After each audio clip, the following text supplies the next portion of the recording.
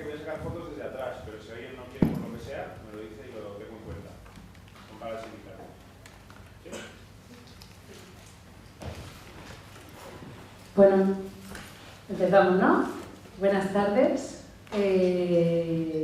Algunos ya habéis estado fuera calentando motores y participando directamente en este balance crítico que queremos hacer desde CNT Comarcal Sur Madrid.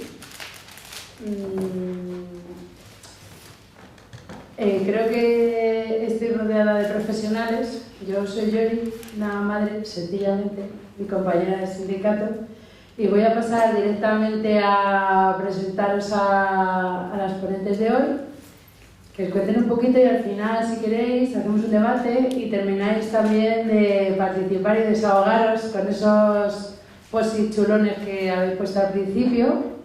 Y aquí vamos a dejar unas hojitas por si alguien quiere recibir información de nuestra sección sindical de enseñanza, intervención, servicios públicos. Lo he dicho bien, ¿no? Es un poco chafardera para esto. Primero va a empezar Daniel Montañez, sociólogo y docente de secundaria. Alicia del Río, psicóloga y orientadora. ¿Cuánta falta nos haces?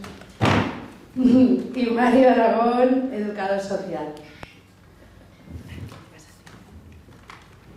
Vale, muchas gracias. Bueno, pues nada, muchas gracias por venir. Vengo justo de una reunión de madres y padres. He empezado a primera hora, he acabado a séptima, luego la reunión, he venido corriendo. En fin, son situaciones habituales. Me imagino que aquí a lo mejor hay gente en el mundo de la docencia que estamos así viviendo últimamente, ¿no? Jornadas bastante maratoneras. Bueno, pues vamos a arrancar la cuestión de hoy. Yo voy a hacer una aportación, espero que lo más breve posible, bastante introductoria. Me gustaría comenzar el día de hoy planteando un paso previo, que es contando un poquito de dónde viene la idea de hacer este balance, desde dónde hacemos este balance crítico. Esta historia surge, bueno, pues como muchas historias, de típico grupete de profes con afinidades comunes, contactos que se van juntando, ¿no? Tenemos ideas pues, similares, revolucionarias, queremos cambiar el mundo, este tipo de cosas. Típica historia que ha pasado millones de veces. Y vale, nos vamos juntando, vamos charlando, qué nos gusta, qué no nos gusta y sobre todo en qué organización también nos podríamos meter para intentar transformar las cosas, accionar y tal. Y bueno, pues vamos creando ahí típico grupo de afinidad, ¿no? Y en este grupo de afinidad sí que me he notado como dos cositas que nos unían a todas y todos que estábamos allí participando. Es que veíamos que en la mayoría de organizaciones enfocadas en torno a la profesión docente, que es, bueno, las secciones como más abiertas, no solamente... Bueno, ahora van a hablar del modelo sindical, disculpad, yo solamente estoy introduciendo. Pero una cosa que no nos gustaba de las típicas organizaciones que organizaban la lucha social más desde el mundo sindical profesional era que, bueno, pues el modelo imperante en la mayoría de sindicatos es un modelo con dos cuestiones que no nos hacían gracia, que era la primera, corporativismo o gremialismo, muy típico, es decir, enfocarte en la cuestión de, bueno, pues solamente desde tu profesión aislada, ¿no? Sin pensar en qué papel tiene esa profesión en la sociedad, cómo puedes plantear la lucha desde esa profesión para mejorar de una manera más integral a la sociedad, etc., ¿no? Una visión como muy parcialista, ¿no? Que bueno, la llamamos gremialista del gremio concreto. Entonces, bueno, pues teníamos ganas de una visión un poco más integradora, transformadora, revolucionaria, ¿no? de la acción social y política de transformación. Y la otra cuestión es algo muy típico también en la mayoría de organizaciones sindicales mayoritarias, que es el clientelismo. Es esta idea de que el sindicato te ofrece servicios y bueno, pues todos compiten entre sí a ver quién tiene más liberados para ir a los centros, para regalarte bolis en la oposición, ¿no? Y bueno, pues para ver quién tiene antes la información más importante sobre el modelo de la oposición y bueno, pues todo el mundo pendiente, ¿vale? Aquí como si fueran empresas, ¿no? Y a ver a quién pueden cazar de afiliados. Entonces, bueno, teníamos una idea más horizontal, más de participación activa, ¿no? Y bueno, pues teníamos esta idea de también participar activamente en la transformación y este modelo clientelar no nos gustaba. Entonces, bueno, compartíamos esto, no al corporativismo, no al clientelismo. Y entonces, ¿qué organizaciones tenemos un poco que sigan un modelo distinto a este? Bueno, pues muy poquitas, ¿no? Entonces, poquito a poco las fuimos encontrando, nos fuimos afiliando. Por ejemplo, en mi caso, me afilié a CNT, Entramos, fundamos la sección hace unos pocos meses, ahora Mario nos va a dar más información sobre esto. Aquí tengo a mi compañera Alicia, que se fue para CGT. En fin, las pocas organizaciones que teníamos pues, a nuestro alrededor, ¿no?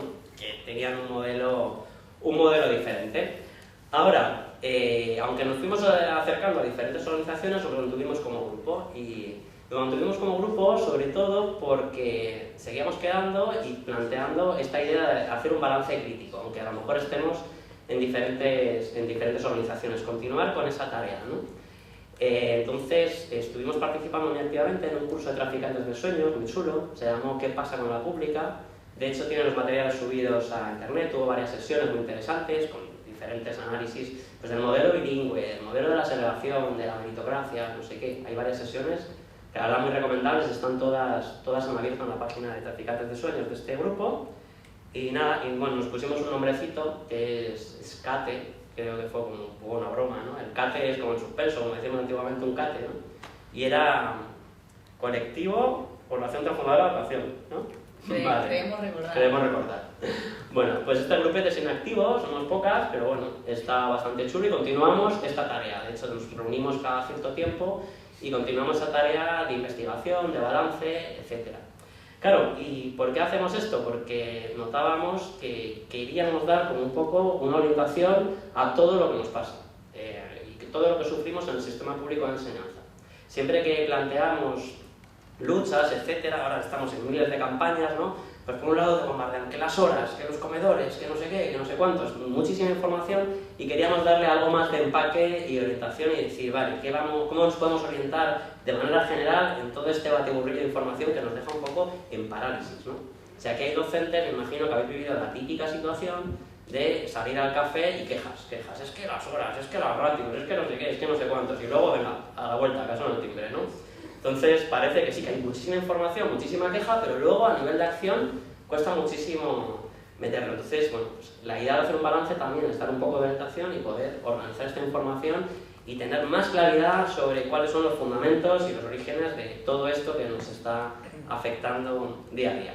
Entonces, bueno, con cualquier balance comenzamos viendo lo que ya está hecho. Hay muchísimo material hecho a la hora de que cuando planteas hacer un balance crítico sobre la educación, hay un montón de trabajos hechos.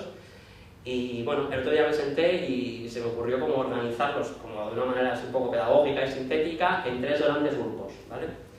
Si alguien luego tiene una crítica a esta organización, que me la diga, que es algo, la primera vez que se lo cuento a alguien, ¿vale? Lo he pensado durante estos días. Yo creo que funciona bien, pero bueno, a lo mejor le veis algún problema.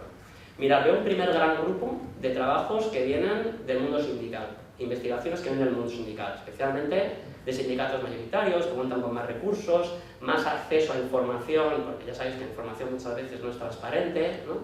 Entonces tenemos muy buenos trabajos ahí, por ejemplo, de todo el tema de las horas, ¿no? ¿Por qué tenemos en unas comunidades más horas? ¿Por qué en otras tienen menos? El tema de la negociación, el tema de las negociaciones de ratios.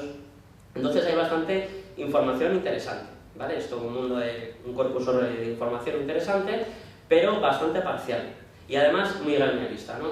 ¿Qué os afecta concretamente en el día a día? Es decir, no tiene esta orientación que buscábamos más general de, bueno, vale, todas estas cosas que pasan, ¿de dónde vienen, no? ¿Por qué hay un ataque tan fuerte? Atacan a la pública, sí, pero ¿por qué? ¿No? Toda la dinámica de privatización, etcétera, ¿no? Entonces, muchísima información que tenemos ahí, bueno, interesante, pero que le falta este puntito así como más integrador. Luego hay todo un conjunto de trabajos que vienen de la comunidad educativa, sí, la comunidad educativa más crítica. Estoy pensando, por ejemplo, en colectivos de profes críticos, que hay un montón. Está el colectivo DIME, que está muy activo en las redes. Está Acción Educativa, que lleva un montón de años, ¿no? De hecho, por ejemplo, Acción Educativa participó en el curso de traficantes de sueños y tienen una investigación muy interesante sobre los problemas del modelo bilingüe. Es algo de lo que nos quejamos un montón, pero claro, hacer una investigación así un poco más fuerte, con datos, con estadísticas, con tal, pues ellos han hecho el trabajo y la verdad que está súper chulo. También hay mucho trabajo de familias, de AMPAs, ¿vale? Hay trabajo de todo tipo. Ahora, ¿a dónde se orienta este gran grupo de trabajos de la comunidad educativa? Normalmente hacia la cuestión de la calidad educativa. Entonces, modelo bilingüe. ¿Qué gran problema tiene? Que no está funcionando. Entonces, al final, ni aprenden historia ni aprenden inglés, ¿no? Y estadísticas y justificación de toda esta cuestión. Entonces, es una perspectiva muy interesante, pero claro, también buscábamos una perspectiva un poco más politizable, ¿no? Que salga un poco de ese análisis tan educativo desde lo educativo y llegue también un poco al resto de la sociedad. Aún así, trabajazos, por sacarles un poco de punta, pero vamos, material muy interesante ahí. Y por último, el gran grupo de los trabajos académicos. Pues hay un montón de gente en la universidad investigando temas de la privatización, de la educación en la Comunidad de Madrid. De hecho, hay una colega de Ani, creo que es colega, ¿no?, que tiene una tesis doctoral sobre el tema. ¿No? ¿Colega? Sí. Pero Noelia. Sí, Noelia, ¿no? Sí, bueno, vale. muchas colegas. Vale, vamos, que hay grupos enteros en la Universidad Autónoma, Alicia les conoce más que yo, ¿vale?, trabajando en este sentido, de trabajo sobre la privatización educativa, concretamente en nuestra comunidad autónoma. Hay trabajos también, por ejemplo, de segregación, que ahora voy a hablar un poquito más de eso, y en fin, trabajos, la verdad, que muy interesantes, pero claro, es también todo un corpus de trabajo que no está tan vinculado, por lo general, estoy hablando siempre por lo general, ¿vale?, siempre hay excepciones, con los movimientos de transformación y la propia profesión docente. Entonces, dependen mucho, pues, de la financiación que tengan, del proyecto de la universidad, que les llevan no sé dónde, de incluso las propias categorías con las que tienen que trabajar, vienen ya de los organismos que dan dinero. Aquí también podríamos incluir todos los informes de PISA, todos los informes institucionales que hace el gobierno para ver cuestiones de fracaso escolar, ¿no? Entonces ya trabajan con categorías ya muy preestablecidas que a lo mejor, en términos así políticos, un poco más de transformación social, nos interesan un poco menos o queremos darle un punto de vista más fuerte, ¿no? Para nosotros, por ejemplo, es mucho más politizable hablar de segregación educativa que de fracaso escolar, como si la culpa fuera un poco, pues, de la calidad educativa, etcétera, y no de un sistema más general. Entonces, bueno, también material súper interesante, pero sí que lo percibimos un poco desconectado del día a día y de la gente que participa en este sector laboral y en las luchas sociales. Digo en general, que luego hay personas maravillosas que sí que están más dentro, etc. Vale, entonces, dentro de todos estos antecedentes que seguimos estudiando, que hay muchísimo trabajo, vamos, nos falta mucho todavía por recopilar y estudiar fuerte, una de las cosas que mencionan en todos los trabajos y que nos empezó a llamar mucho la atención es el tema de la segregación educativa. Entonces, se menciona muchísimo, pero también como una cuestión más, ¿no? Entonces, es que además de que hay ratios, de que hay tal, también hay segregación educativa. Por ejemplo, la Comunidad de Madrid, suelen poner este dato, es la segunda región de Europa, creo, la última estadística que miré, más segregada a nivel educativo de Europa. Creo que ganaba una región, una ciudad de Bulgaria, que era una que tenía un poquito más que Madrid. Entonces, wow, que se te dan ese dato y te dicen, vale, pues mira, entonces hay centros, los llamados de difícil desempeño, ¿no?, les encantan estos eufemismos, donde, bueno, pues se concentra el alumnado de clase más humilde, inmigrante, etcétera, y luego frente a otros que son completamente elitistas. Yo he tenido, no sé si la buena o mala suerte, de trabajar el año pasado en uno de difícil desempeño en Carabanchel, y este año me he ido 2 kilómetros y he cruzado el río y estoy en uno de mega élite, se llama Gran Capital, antiguo colegio de militares. Hoy hasta me contaban que iban ahí los hijos de Tejero. Toma ya. Vamos, se nota ahí en las paredes toda esa cuestión. Bien, entonces, bueno, pues he tenido la mala suerte de ver lo duro que eso es cierto, vamos, pero también la buena suerte de, bueno, pues de verlo y estudiarlo, ¿no? La segregación funciona, evidentemente, por arriba y también por abajo. Entonces nos empezó a interesar y planteamos, oye, ¿y si ponemos esto en el centro? Y si empezamos a hacer todo el balance crítico del sistema público de enseñanza, todos los problemas de privatización, los problemas de las ratios de tal, enfocándolo desde esta orientación de que todo va un poco con la idea de que vamos a crear un sistema segregado, ¿qué potencia podría tener a nivel político y sindical y de lucha social, de orientar nuestra lucha, poner la segregación en el centro, ¿no? Entonces, bueno, una nota, vamos, para empezar este trabajo de ver qué potencialidad puede tener la segregación en el centro, pues bueno, lo primero es pensar un poco abstractamente qué es la segregación educativa, ¿no? Parece como algo muy típico, vale, hay centros de élite, centros de no élite, pero bueno, yo creo que también hay que partir de la base, pues lo comparto muy brevemente, de que es más que eso. Es decir, la segregación educativa es una tendencia de la institución de la escuela pública, en general. Y, evidentemente, me refiero a las sociedades capitalistas. Es decir, la escuela pública la defendemos, evidentemente, es un espacio de la lucha de clases privilegiado, pero tampoco tenemos que ser tan idealistas y tenemos que tener claro que tiene una funcionalidad dentro de las sociedades capitalistas fundamental para la reproducción del sistema, ¿no? Siempre que estudiamos en la universidad la escuela pública, vemos como dos grandes funciones, siempre plantean esto. Una función integradora. Entonces te dicen, no, en la escuela pública todo el mundo va y aprende que forma parte de la misma nación, de la misma comunidad, del mismo territorio, etc. Esa función a veces no funciona muy bien. Por ejemplo, en España, pues tiene sus problemillas, ¿no? Hay mucha diversidad cultural, etc. Pero fijaros una cosa, para el sistema capitalista, que esta función integradora funcione bien, da problemas, sí, puede dar conflictos, ¿no? En términos de reproducción del sistema, pero no es tan relevante como la segunda función, que es la función, aunque suene paradójico, contraria, es la función segregadora. Por un lado, necesita integrar y decirle a todo el mundo, oye, tú vente a este sistema donde vas a aprender que formas parte de un todo, pero luego la escuela pública también es fundamental para decir, vale, tú formas parte de un todo, pero en ese todo hay diferentes partes y tú vas para esta parte. Entonces la escuela pública es un rodillo donde dice tú vas para aquí, tú vas para allá, etc. Vamos, que la segregación educativa, aunque la veamos más impactante en ciertos territorios como en el que estamos, funciona en general. Es una tendencia típica del sistema público de enseñanza en una sociedad capitalista. Hay un estudio muy bueno de Pierre Bourdieu, que era un sociólogo francés de los años 70, un tipo muy pesimista, que estudió esto de la segregación educativa en el sistema escolar francés en un momento de auge maravilloso, que había becas para todo el mundo, de la clase trabajadora, etc. Y bueno, empezó a ver estadísticas y descubrió que en el mejor de los contextos más favorables y de más ayuda a la gente menos privilegiada, continuaba teniendo el sistema público de enseñanza esta función segregadora. Daba un dato, en el momento de más apertura a las clases trabajadoras de la universidad, solamente el 6% de esa clase llegaba a los estudios superiores.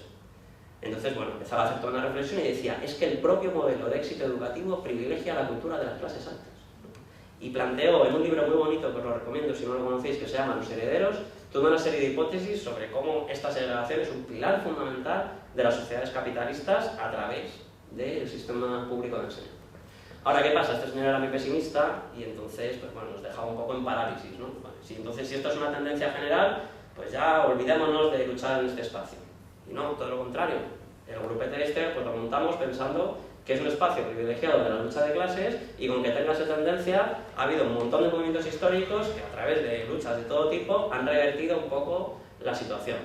De hecho, la escuela pública suele ser un espacio privilegiado donde hacer movilización social, comunidad, plantear también la batalla de las ideas ideológicas, ¿no? Es decir, si alguien aquí sois docentes sabéis que tenemos bastante cancha con eso, ¿no? Y que, vamos, aunque sea un espacio que tiene esa tendencia que digo, también hay un espacio para pelear y para la resistencia.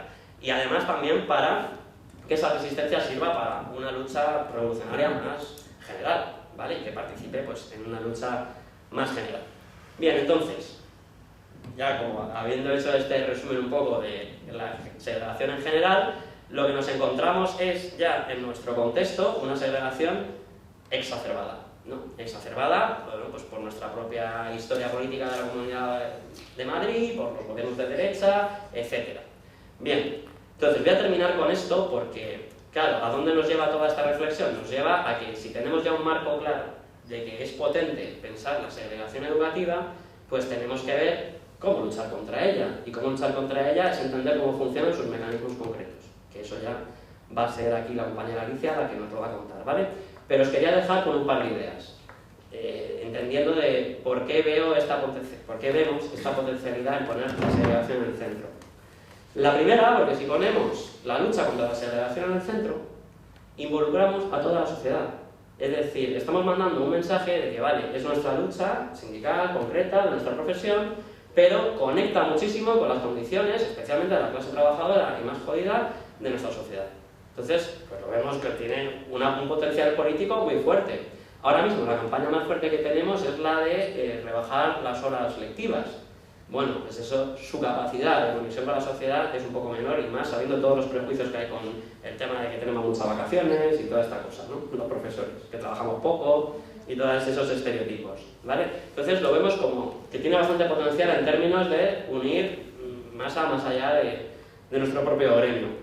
Y segundo, porque consideramos que radicaliza incluso las propias acciones así más parciales que pueda haber, ¿no? Vale, ¿vamos a participar en estas acciones? Por supuesto, si estamos en los sindicatos para esto. Claro que vamos a estar en las horas, estamos, ¿vale? En la rebaja de las lectivas.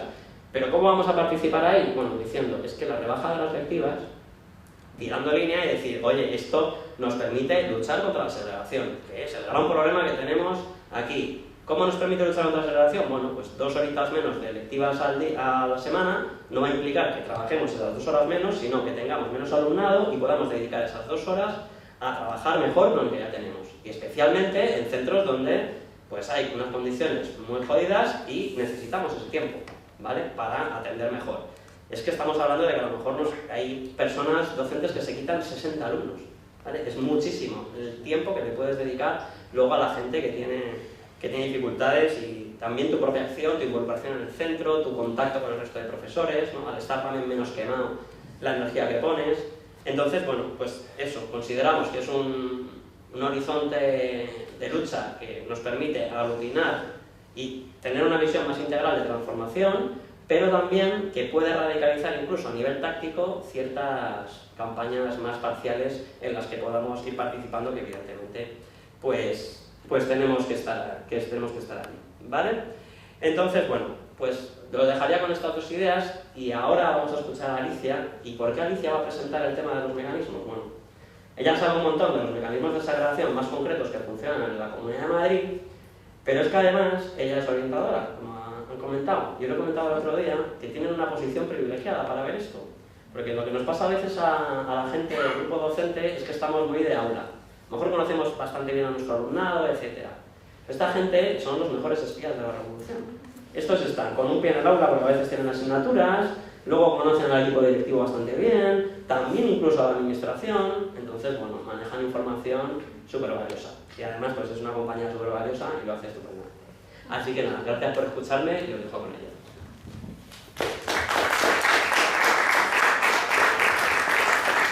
Bueno, después de lo que has dicho, tengo que decir que somos o las mejores espías o las peores enemigas. O sea, la orientación es uno de los pilares de la reproducción de estas desigualdades, y además bajo toda esta naturalización, ¿no? Normalmente pues hacemos diagnósticos y decimos que está súper justificado que esta persona vaya a PEMAR o a FP. Bueno, yo soy una rara avis en la orientación. Y nada, bueno, yo asumo que aquí somos todas docentes, yo voy a hablar como entre compañeros.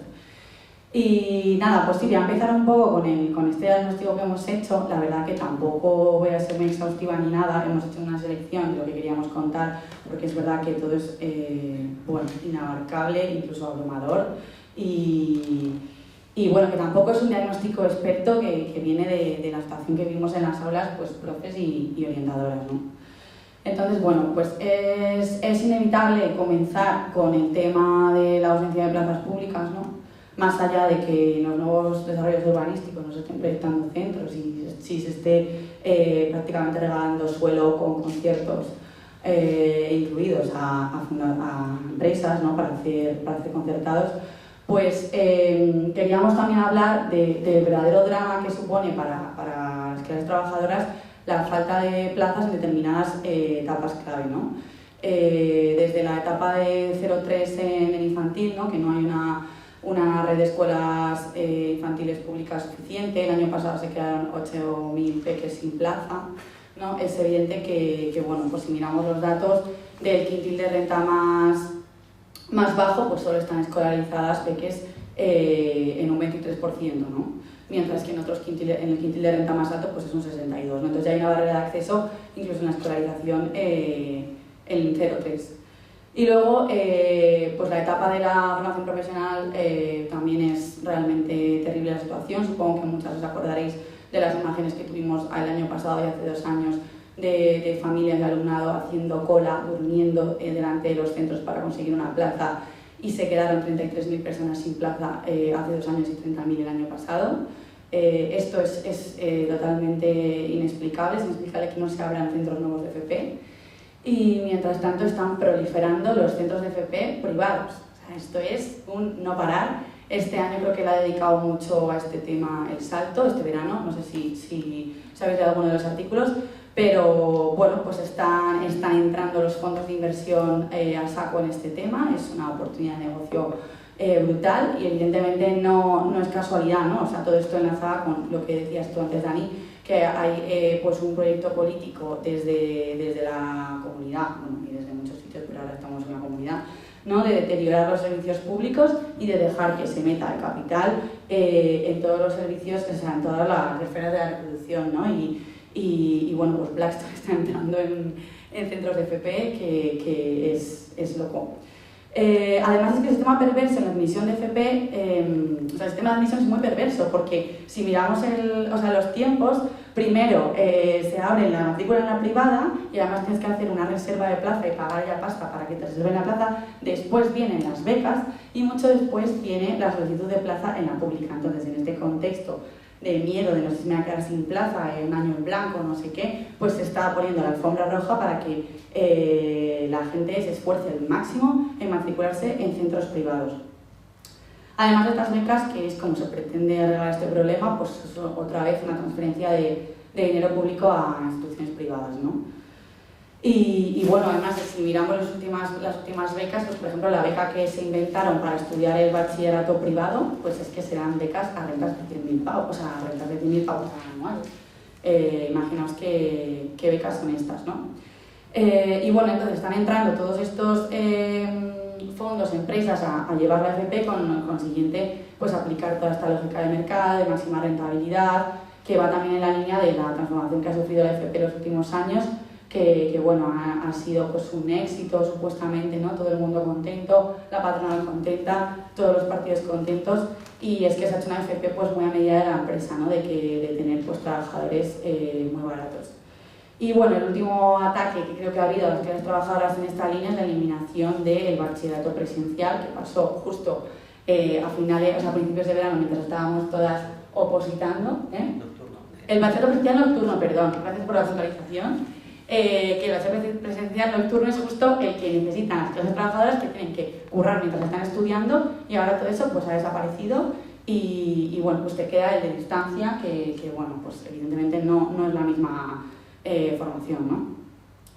Y después de este tema con las plazas, queríamos entrar también a hablar de todos esos dispositivos que se han puesto en marcha para generar el actual mercado educativo que tenemos, ¿no? En el cual todos los centros públicos están obligados a competir. Esto como si fueran empresas, ¿no? Esto empieza con que en 2009 pues, se pone el distrito único, ¿no? Que significa que pues, tú ya puedes apuntarte al centro que te dé la gana, da igual tu código postal, y entonces pues, los centros pueden competir por todo el alumnado de Madrid.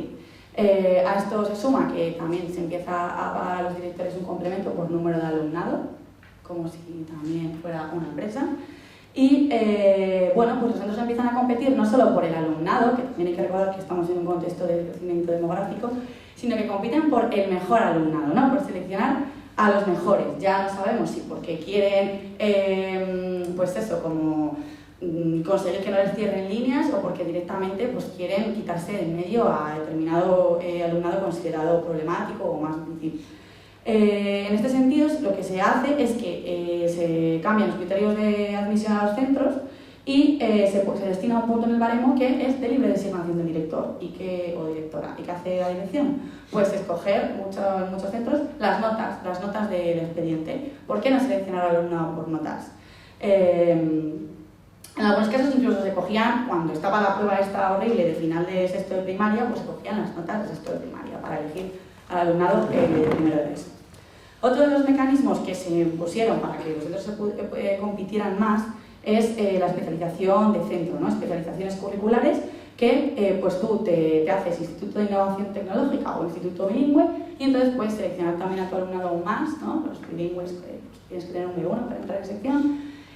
Consigues complementos para tus profesores que les paguen más, consigues financiación para ordenadores, material, lo que necesites, ¿no? Aquí ha habido muchísima pasta y pues esto hace que como centro pues atraigas mucho más pues a clases medias, ¿no? Por ejemplo, bueno, pues el SAEP, el Servicio de Escolarización, pues tiene a bien meter a todos los migrantes que llegan pues en los centros de difícil desempeño, no los mete en estos centros con tanta facilidad.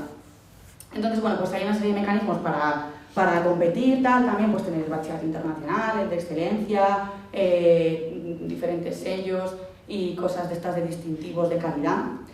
Y bueno, pues esto va haciendo que en los centros que consiguen esta especialización pues también haya profesorado más estable, el profesorado se quiere quedar, cobra más, está más a gusto, y en los centros que no tienen esta especialización, pues tienen plantillas súper inestables, la gente se va, se quedan con todo el alumnado vulnerable, tienen peor infraestructura, etc. Y va a desarrollar especialmente el bilingüismo porque es que ha sido realmente una de las estrategias que ha conseguido ahondar más en la segregación, ¿no? Llegando a esto que decía Dani, de que somos la comunidad más segregada de Europa. Yo creo que es por detrás de Hungría, no de una ciudad húngara. Y si miras la OCDE, somos las segundas también, Madrid, por detrás de Chile. Y bueno, pues es un tema súper grave hasta el punto de que ya se está preocupando de esto, pues hasta fundaciones católicas, Save the Children, o sea, Save the Children y tal. Save the Children tiene informes súper buenos que seguro que los conocéis de este nivel de segregación que hemos llegado, ¿no? Entonces, el bilingüismo, que, bueno, pues, como dije, implantar en 2004, aquí se mete mucha pasta también, como decía Dani, ya se ha dicho por activa y por pasiva, por diferentes informes, que pedagógicamente es desastroso, incluso las familias y el alumnado hicieron un documental que se llama La chapuza del bilingüismo, porque fueron las primeras en ver cómo era un desastre a nivel de aprendizajes, y también es un desastre, o es perfecto, en generar más segregación, ¿no? Además genera segregación, como bien sabréis, tanto entre centros como dentro del propio centro, dentro de los centros bilingües. Entonces, entre un centro y otro, pues, ha sido una de las maneras, de hecho, con las que los centros de un mismo barrio han competido por el alumnado, ¿no? Porque aunque hay distrito único, pues la familia es verdad que van a centros que están cerca de sus casas. Entonces, ¿cómo dos centros compiten por quedarse con el alumnado más fácil o de mejores resultados? Pues haciéndose bilingüe, ¿no? Entonces, una vez un claustro consigue ser bilingüe, pues 5 años después el centro ha cambiado completamente.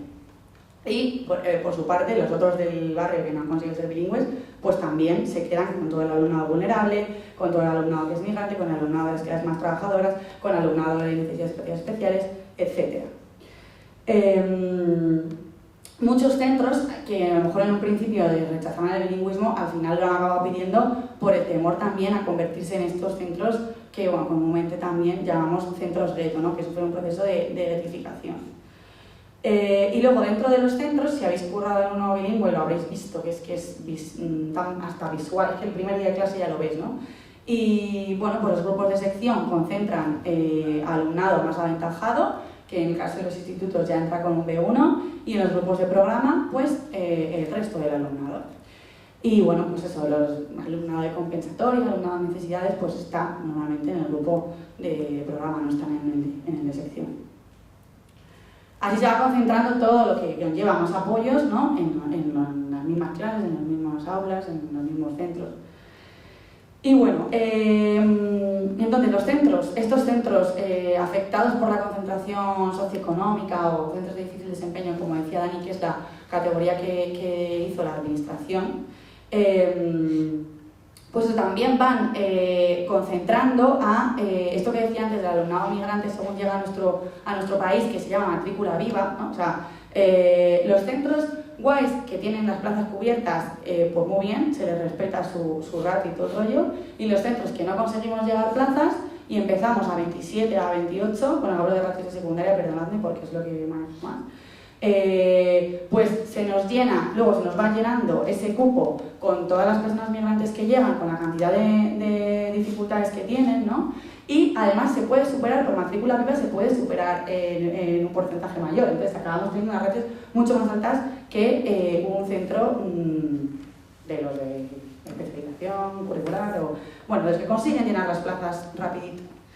Entonces, pues se multiplican las atenciones educativas que tenemos que dar en los centros afectados por la concentración, ¿no? Además, todo esto que decía, que tenemos un profesorado que es interino, que son plantillas que cambian mucho, que de un año para otro cambia el 60%, entonces cuesta mucho más consolidar un proyecto educativo que tenga sentido con lo que necesitamos hacer, unos proyectos de convivencia pues buenos, de acción tutorial, de todo, ¿no? O sea, todos estos planes, que en verdad me diréis que también puede ser papel mojado, ¿no? Pero que en un centro que se plantea currar bien y que necesita para ello un equipo estable, pues se necesita, que sería lo que hay que hacer para poder dar respuesta a las múltiples necesidades que tiene un centro al que le llega alumnado como este, ¿no? De clases trabajadoras, migrantes, que están muy afectados por la precarización, que están muy alejados en sí ya de la cultura escolar hegemónica, ¿no? Entonces pasan muchos efectos negativos, ¿no? Como que, claro, en estos centros pues muchas veces no hay ni siquiera como referentes de éxito, ¿no? No tenemos alumnado pues que esté súper enganchado, que le guste lo académico, que veamos que progrese, ¿no? Porque se dan efectos de contagio también de todo eso de, pues nosotros estamos muy, o sea, el alumnado, ¿no? El alumnado se ve muy alejado de lo que los profes le cuentan y se va desenganchando. De hecho, además es que el profesorado estándar de clase media, pues claro, tiene una lejanía muy fuerte con ese alumnado, no se entienden unos a otros y por eso también el profesorado de clase media pues huye a otro, o cierto profesorado de clase media huye a otros centros, ¿no? Bueno, me voy a ahorrar el dato este de los índices de Goddard que explican la segregación, porque da igual, la cosa es que somos la peor del Estado.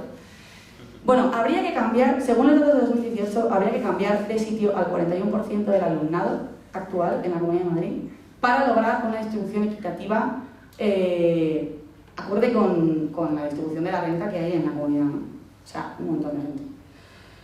Y nada, bueno, todo esto de que hayamos llegado a esta situación tan horrible tiene que ver con todo lo que hemos hecho de la mercantilización, la competitividad y también porque no se ha hecho ninguna medida de las que se podrían plantear para combatir la segregación, como por ejemplo, pues redistribuir el alumnado, etcétera, ¿no? Porque evidentemente todo tiene que ver también con la segregación residencial, ¿no? Pero bueno, hay maneras de dibujar distritos más heterogéneos, ¿no?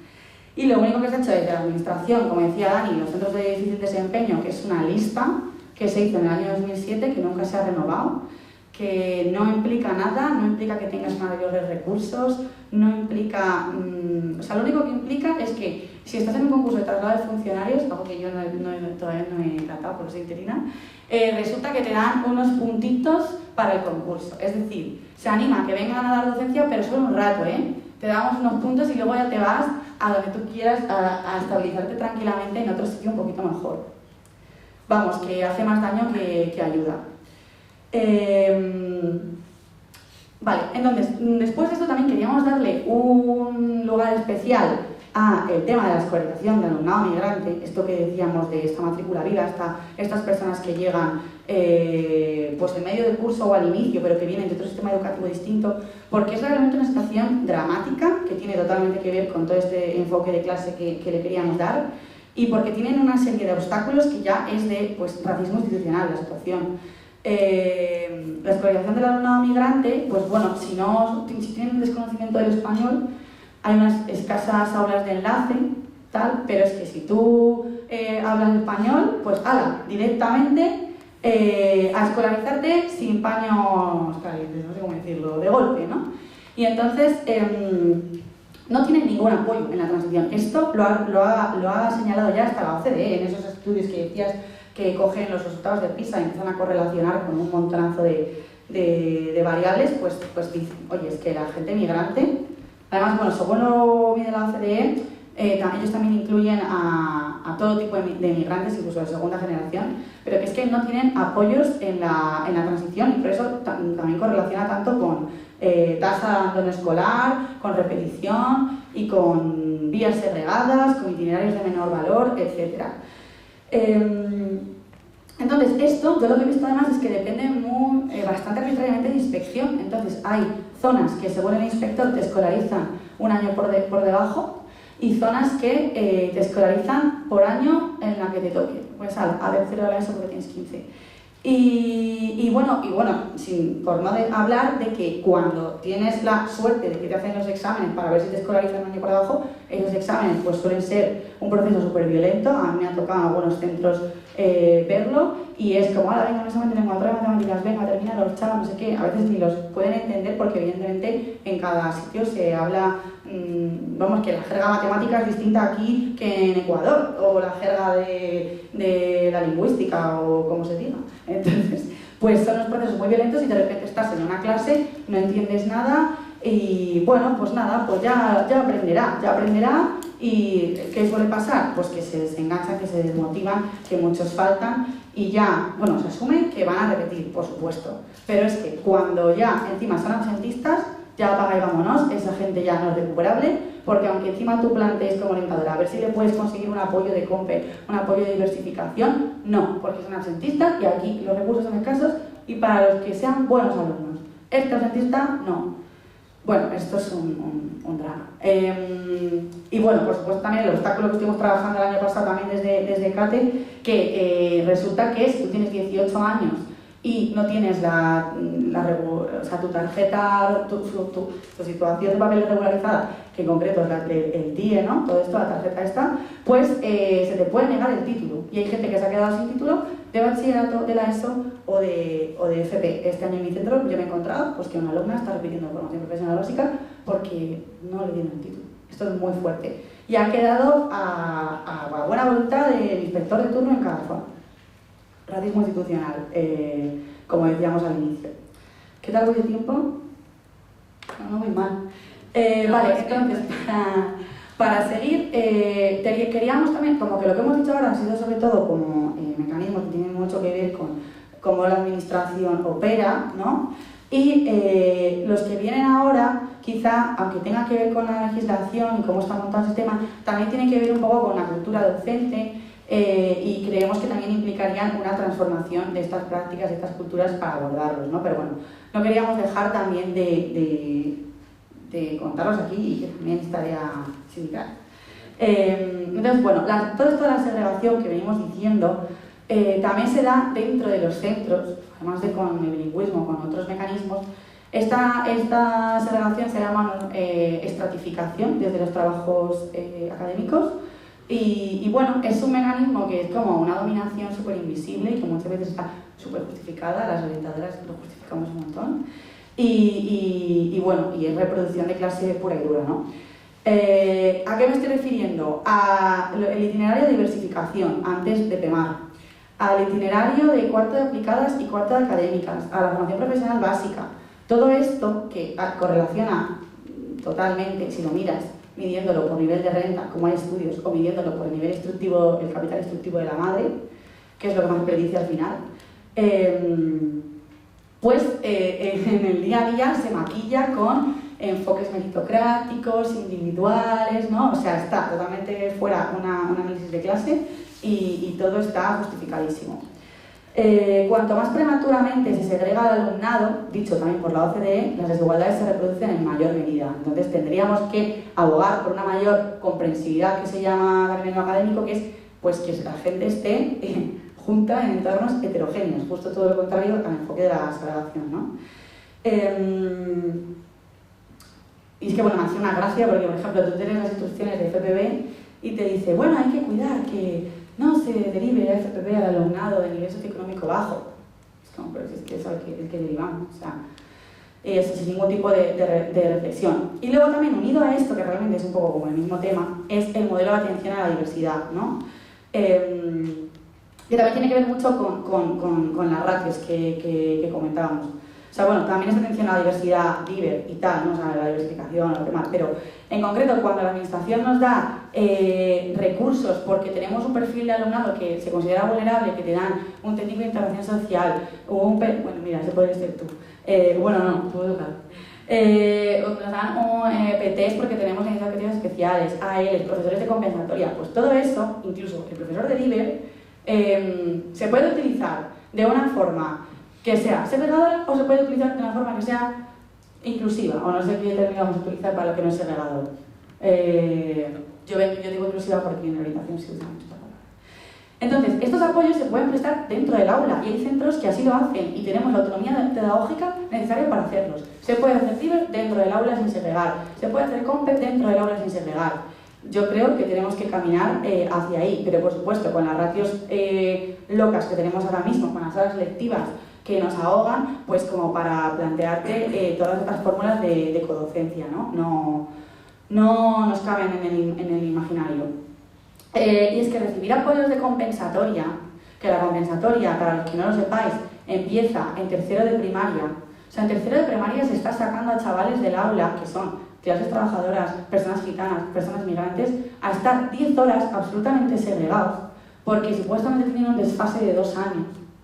Que bueno, que lo tendrán, pero que ¿por qué por ese desfase tienes que sacar a la gente en un grupo que tiene toda la estigmatización, la etiquetación, todos esos fenómenos de la autoestima a la mierda, el profesorado de compensatoria, que muchas veces es una lista de voluntarios que no saben ni por qué llegas ahí? O sea, es violencia, voy a decir. La compensatoria es violencia, como si no se plantea dentro del aula. Y eso es cero preventiva, porque es cuando ya se acumula un desfase, o sea, no tiene ningún sentido. Y bueno, ya voy a ir más a mencionar que a enrollarme. El mecanismo de la repetición, lo mismo, la repetición la predice el capital instructivo de la madre.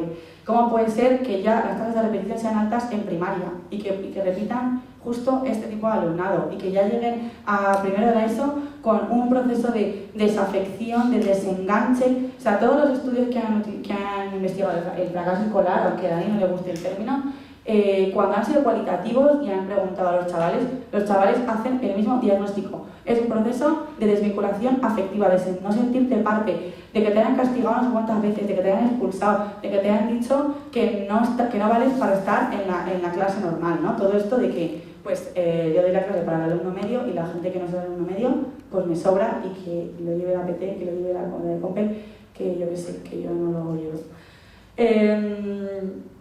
Entonces, y también unido a esto, hay otra cosa que yo ya digo, no sé cómo sigue pasando, pero pasa, que es también agrupar al alumnado en la confección de grupos. O sea, que cuando están haciendo los equipos directivos los grupos, pues era súper a la orden del día que los de A, los de buen nivel, y los de C, los repetidores. O sea, una cosa demencial, antipedagógica. Y ahora esto se sigue haciendo muchas veces de forma velada, pues con las optativas, ¿no? Aquí los de religión católica, aquí los de religión evangélica, todos los gitanos juntos. Aquí los de francés, aquí los de cultura clásica, los repetidores. Que sí, o sea, es que es una segregación velada, pero es una segregación brutal. Y bueno, quería también comentar muy brevemente que las propias normas de convivencia y el propio régimen sancionador, tal y como lo tenemos, en el cual si tú cometes una falta se te expulsa y no hay mecanismos de reparación, de aprendizaje, de algo pedagógico y que te implique seguir junto a nosotras en la comunidad, pues son también un mecanismo de expulsiones de las clases trabajadoras, porque además, evidentemente, pues quienes ponen las normas son personas de clase media y, bueno, pues hay unos estándares conductuales y lo que se sale de ahí, pues es intolerable, inadmisible y se te expulsa. Y ponen en el decreto de convivencia, no se puede expulsar alumnado absentista. Hay que tener en cuenta las circunstancias socioeconómicas del alumnado a la hora de poner la sanción. ¿Eso se hace? No. O por lo menos por mi experiencia, no. Y cuando he intentado defenderlo, bueno, pues he sido crucificada y bueno, eso ya para las canas. Entonces, las sanciones punitivas son también algo que enfrentar. Y luego, para terminar, muy brevemente, pues bueno, pues el propio contenido curricular, evidentemente esto sí que nos da para cañas. El contenido curricular eurocéntrico, ligado a lo intelectual, que pone lo manual por debajo de lo intelectual, pues genera una distancia brutal, ¿no? con las clases trabajadoras, con las personas migrantes. Y esto es algo que también tendríamos que abordar, ¿no? Y también se puede abordar además desde el marco de la atención a la diversidad. O sea que es que no hace falta tampoco ser marxista para plantearlo en un claustro, ¿sabes? Y bueno, y aquí también, Dani quería también que hiciera este apunte, ¿no? De que la transformación a un sistema competencial que ahora nos están metiendo a saco, pues bueno, nos genera dudas también, porque algunas propuestas pueden ser interesantes a nivel pedagógico, y yo soy de esa opinión, pero es verdad que cuando lo llevamos a la evaluación es muy problemático, y además es que es justo por donde está entrando, ¿no? Evaluar por competencias, nadie mira si tu clase, tú estás trabajando una competencia, no, miran si estás evaluándola. Y la evaluación competencial al final está poniendo como criterio de éxito, ¿no? Como lo que significa probar unas destrezas que también están muy ligadas a la socialización de las clases medias, o a la socialización de pues, la gente que tiene padres que han ido a la universidad o que se dedican a cosas abstractas, a cosas de pensar, no a otro tipo de trabajos, ¿no?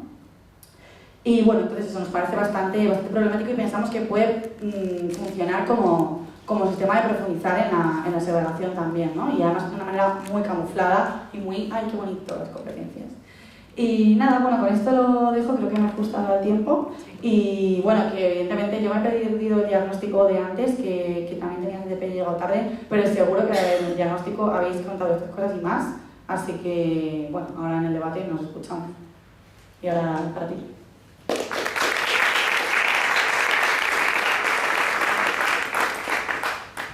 Bueno, pues buenas tardes y bueno, dentro del cartel, ¿no?, que venía, digamos, nuestras profesiones, yo era un poco el que me salía del ámbito más docente, por así decir, ¿no? Bueno, he puesto que soy educador social porque, bueno, me parece que era, o dentro de las cosas que he estudiado, me parece que es la que más me puede representar como persona. Mi trabajo durante los últimos años ha sido como técnico comunitario, concretamente dentro de las líneas de educación comunitaria. Entonces, bueno, yo mi papel dentro de la educación pública ha estado en los que estamos segregados del propio sistema público, ¿no? Y bueno, hablando de todas las movilizaciones que hablamos, ¿no?, de educación 100% pública, venga, pero ¿y las de la limpieza? O sea, ¿un cole tiene que estar limpio? Sí, son parte del personal, está externalizado, ¿vale? O el comedor. Los comedores, ojo, dentro de los comedores. Pero, bueno, como a lo mejor esto, dentro de lo que podemos entender, lo que es el sistema de educación, nos suena ya como algo que no tiene nada que ver. Pero voy a mencionar otras cosas, ¿vale? A ver si os suena. PROA Plus, que es a Proinfancia, Programa Integral de Convivencia, Programa... el PAC. Sí, PAC. Educadoras de asentismo, escuelas de segunda oportunidad, servicios de mediación escolar. ¿Sabéis cuándo salen las oposiciones? Es para presentarme, porque es 100% público. Todo esto son servicios que ya nacen externalizados y que tienen que ver como con otra cosa. Por poner un ejemplo, si estás trabajando en Caixa Proinfancia o en un PROA, me da igual sea PROA o PROA Plus, puedes que seas un docente o puede que seas un educador como yo, pero la realidad es que vas a hacer los deberes, que ahora quiero mencionar una cosita de los deberes, pero, o sea, todos los niños, niñas que hemos estado hablando van luego a los PROAs o a los Caixas Proinfancia. ¿Creéis que en La Moraleja hay muchos niños y niñas con la mochila de la Caixa Proinfancia? ¿Vale? Pero bueno, dentro de la segregación y dentro de nuestro análisis, ¿no?, segregador también es, bueno, si trabajas aquí, que era lo que iba a decir, probablemente te contraten de monitor de tiempo libre, ¿eh? Eso tiene mucho que ver, pero ya vamos a ver cómo aterrizamos precisamente esto en lo que son las formas de segregación, ¿vale? O igual, algo que está completamente separado de la docencia, como son los educadores de asentismo. O sea, ¿cómo podemos tener un servicio como los educadores de asentismo fuera del propio sistema de educación pública? Bien, esto por ejemplo lo menciono porque tiene que ver mucho con la parte que voy a hablar luego, de qué es o sea, cómo entendemos nosotras la actividad sindical. Pero bien, quería hacer una reflexión, porque me estaba acordando de una ponencia de un gran amigo mío, que se llama Javier Pericacho, que si no habéis leído nada de él, yo lo recomiendo. En un seminario que estuvo con él ponía una viñeta y era un niño haciendo los deberes y le decía el padre, los deberes son las horas extras que en tu empresa no te van a pagar. ¿Vale? Bien, resulta que tenemos un huevo de servicios o un mazo de servicios, un montón de servicios que sirven precisamente para eso, ¿vale? Y bueno, no sé en otras disciplinas educativas, pero por lo menos en la educación social siempre teníamos el por qué entrar a clase suena la misma sirena que era entrar a la fábrica y que era entrar del patio de la cárcel, si tendría algo que ver. Para nosotras sí, ¿no? O sea, y esto es una cosa bastante de la educación social. Entonces, bueno, volviendo a los deberes, quería hablar de otro tipo de segregación, y es de la comunidad educativa y sobre todo de los alumnos y alumnas. Cómo participan y qué capacidad de participación y decisión tienen en los centros educativos. Para los que tenemos un poco más de años, yo llegué a ir a la EGB, o sea, yo en mi instituto había cuatro asociaciones de estudiantes, aparte de CNT Estudiantes y el Sindicato de Estudiantes. 4 asociaciones. ¿Hay en algún instituto que conozcáis que actualmente tiene una asociación de estudiantes? A lo mejor tenéis suerte y estáis en un centro que sí. ¿Vale? El derecho a la participación dentro de los derechos de la infancia y la adolescencia es fundamental, como el derecho a la educación, y forma parte de esto. Esto es una segregación que muchas veces en este tipo de análisis no se hace. Lo mismo podríamos hablar, ¿no? de padres, madres, familiares de alumnos, ¿no? Cómo hay una... Voy a volver a utilizar la palabra segregación respecto a la participación de la comunidad educativa. Esto está pensado, no es casualidad. Si los alumnos, si las familias de los alumnos están organizadas y hay organizaciones sindicales transformadoras, no vamos a dejar que nos privaticen el comedor, porque es que luego me mandas al Telepisa, ¿sabes? Bien, pues eso tiene que ver mucho con todo nuestro modelo de organización, ¿vale? Y quería partir de esto último que he dicho, de la participación, porque para un sindicato como nosotras, es lo que es nuestro, como CNT, es lo que somos, ¿vale? Generar participación. Nuestra sección sindical, que acabamos de constituir, dentro de la educación pública, tiene esta idea, ¿no? Somos nosotras y nosotros los que tenemos que participar para transformar tanto el modelo de educación pública segregador como poder, de forma participada, construir otro modelo de educación pública. Nosotras nos organizamos solo mediante secciones sindicales. Podríamos soltar aquí una conferencia en torno a por qué solo las secciones sindicales, pero vamos a poner 2 cuestiones sobre la mesa, una por chascarrillo y la otra por interesante. La ley que regula precisamente la representación de los trabajadores es la Ley Orgánica de Libertad Sindical. Entonces es un modelo dual.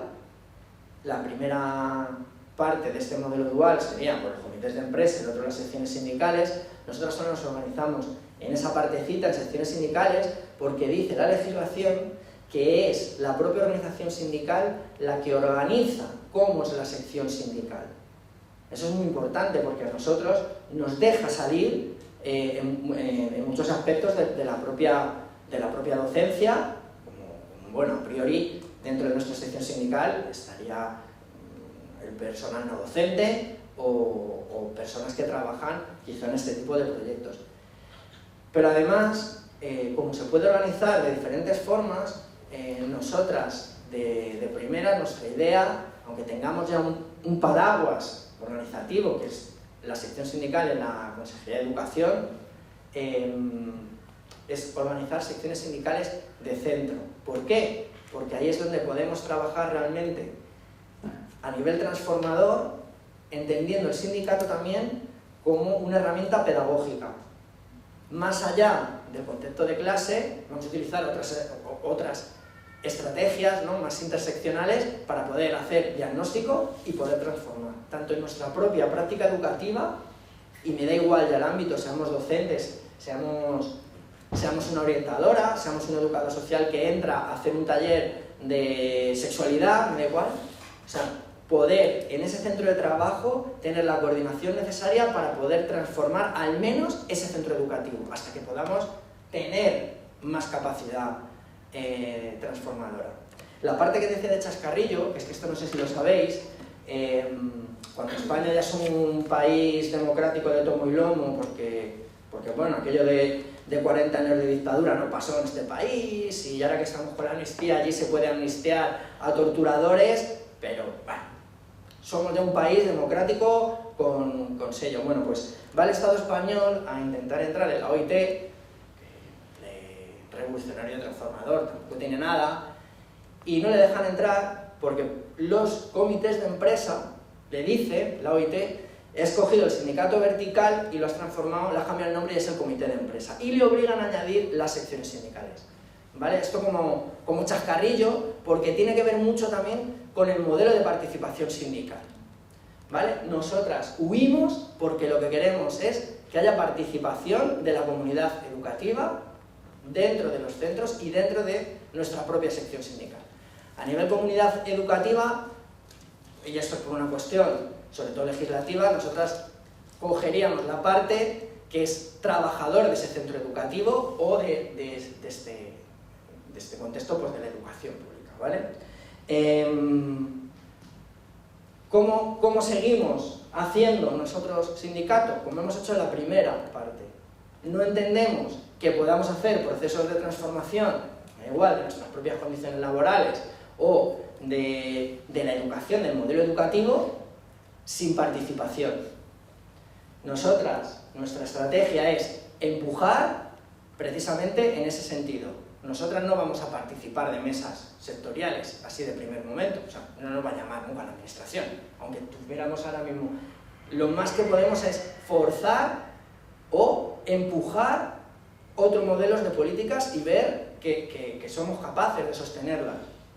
Hay otra parte súper importante, también con un acto como este que hacíamos, la orientación educativa, por así decir, no la podemos basar en, no sé, en artes de Brivir-Loque. O sea, hay un montón de documentación que nos han expuesto, documentación científica.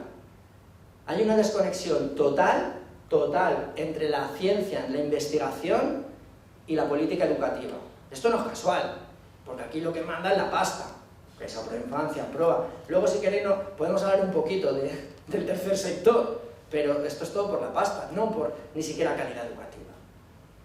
Si no somos capaces de introducir precisamente los análisis científicos dentro del modelo educativo, de verdad, en la política educativa, o sea, ¿quién hace la política educativa? La Virgen María, que se nos ha aparecido y dice, no, esto es mejor. No. Es una apuesta también de este sindicato el poder traer esto. O sea, no es porque yo creo, no. O sea, somos nuestra labor como educadores, educadoras en amplio, es tener un criterio científico. Y por eso también es propuesta nuestra el poder tener este tipo de espacios para repensar tanto qué estamos haciendo como por dónde tenemos que ir. Aunque solo ahora mismo podamos influir en nuestra práctica docente concreta, pero es que esto no es moco de pavo, ¿eh? Bien, un poco volviendo a nuestro modelo organizativo, que tiene que ver con la parte que vamos a ver, ¿no? de cómo podemos hacer transformación. Ahora mismo estamos trabajando en diferentes áreas. Un poco, quizá la parte que hemos tratado de abordar es la educación, pues digamos, educación infantil, la secundaria, pero no se nos tiene que olvidar que, por ejemplo, las escuelas infantiles están completamente externalizadas. O sea, ahí es fundamental también la sección sindical dentro de tu centro de trabajo y de tu empresa. Ojo, que esa parte también, ¿no? Que cuando hablamos de educación, no sé, que Florentino Pérez tenga escuelas, a mí me da miedito, ¿eh? Bien, un poco por comentaros, o el hecho de ir centro a centro y desde dónde hemos empezado o desde dónde pretendemos precisamente empezar a organizarnos sin dejar a nadie fuera, pero porque, como decíamos, acabamos de constituir en la consejería la sección sindical, es precisamente los centros de difícil desempeño. ¿Por qué? Porque es precisamente donde nos vamos a encontrar mayores procesos de segregación y un ámbito de recursos más amplio que nos sirva para organizarnos en torno a la educación. Como decía, sección sindical de la consejería, volcando secciones de centro de trabajo. ¿Por qué? ¿Por qué de centro de trabajo? Porque vamos a poder trabajar con las compañeras de la limpieza. Y que haya una sección de limpieza, me da igual la empresa que lo tenga, Ilunion gestiona Gran Capitán, pueden hacer una sección sindical del centro de trabajo coordinada en el centro de trabajo. Estamos rompiendo ya el clasismo dentro del propio ámbito educativo, entendiendo que mi compañera de la limpieza es mi compañera, porque es que si no limpio yo no curro. Que hay un educador que está haciendo, me da igual, de las cosas que os he dicho, el PROA Plus en este centro de trabajo se puede organizar mediante una sección sindical porque lo gestiona la Fundación Tomillo o, me da igual, la asociación Mimimi. ¿Vale? O sea, este modelo es mucho más versátil y la apuesta nuestra, por eso son las secciones sindicales, es más versátil y nos deja organizarnos mucho mejor entendiendo la solidaridad de clase y el apoyo mutuo, independientemente de qué estamos trabajando. Como objetivos transformadores que tenemos a nivel social, o sea, no estamos aquí solo para ver si reducimos unas horas lectivas. Hemos empezado diciendo que nuestro objetivo es transformar la sociedad radicalmente. Un poquito para quien no nos conozca, que solo usa por la historia, pues bueno, nuestros objetivos son de transformar radicalmente la sociedad y que sean los propios trabajadores y trabajadoras, en este caso, de la enseñanza, las que diseñen cómo tiene que ser la enseñanza y cómo tiene que ser la educación. No con unos burócratas de políticos que nos dicen esto es lo que interesa, pero es que como mi primo es el que tiene la empresa, ya a ver si... ¿Vale? Un poco por quien no nos conozca, estamos organizadas dentro de la Federación Comarcal Sur, y yo no me quiero enrollar más porque solo quería comentaros eso, que vamos a hablar, o sea, nos organizamos en secciones sindicales y estos otros apuntes sobre segregación porque nos parece más importante continuar casi con la primera parte, que era preguntaros a vosotras y poder contestar. Estamos dentro de la Federación Comarcal Sur, la sección sindical a su vez se ubica dentro de nuestro ramo, porque nos organizamos en ramos, huyendo del gremialismo que decía.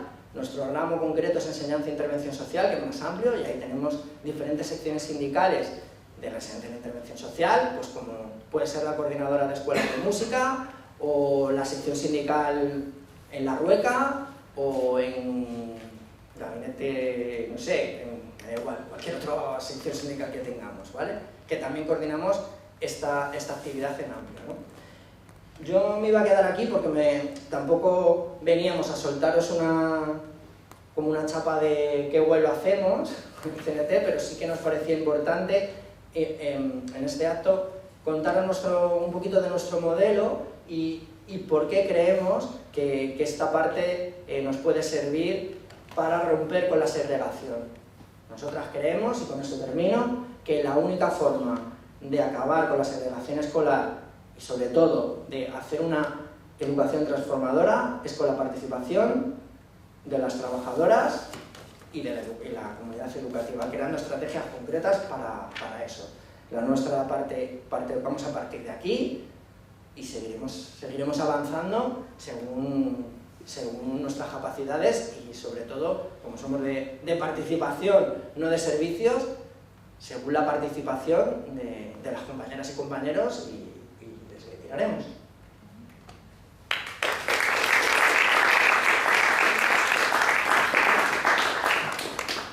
Bueno, a mí me ha quedado varias cosas claras. La educación no puede ser parte del negocio de la familia que el capitalismo nos está imponiendo, ¿no? Y como soy la más inexperta aquí, yo me quiero ir al cole de mis criaturas, y me quiero ir a mi casa viendo que tenéis soluciones, que os animáis y que esto tiene arreglo, porque si no, me da bajona, con todo lo que habéis contado. Abro turno de palabra, vais interviniendo y si sois ordenadas, pues esto yo creo que no me hace falta. Quizá pues no hace falta ni que os ponga demasiados límites. Tenemos todavía 45 minutos más o menos y da para charlar un rato. Bueno, a mí me pareció muy interesante todo lo que habéis comentado, desde Daniel, pasando por la compañera orientadora y siguiendo por el educador social. Yo soy un profesor que he estado 33 años dando clases en educación secundaria, en la pública, y puedo decir como idea global, que no sé si habéis tocado aquí, que habría que plantearse qué nivel de conciencia hay entre el profesorado.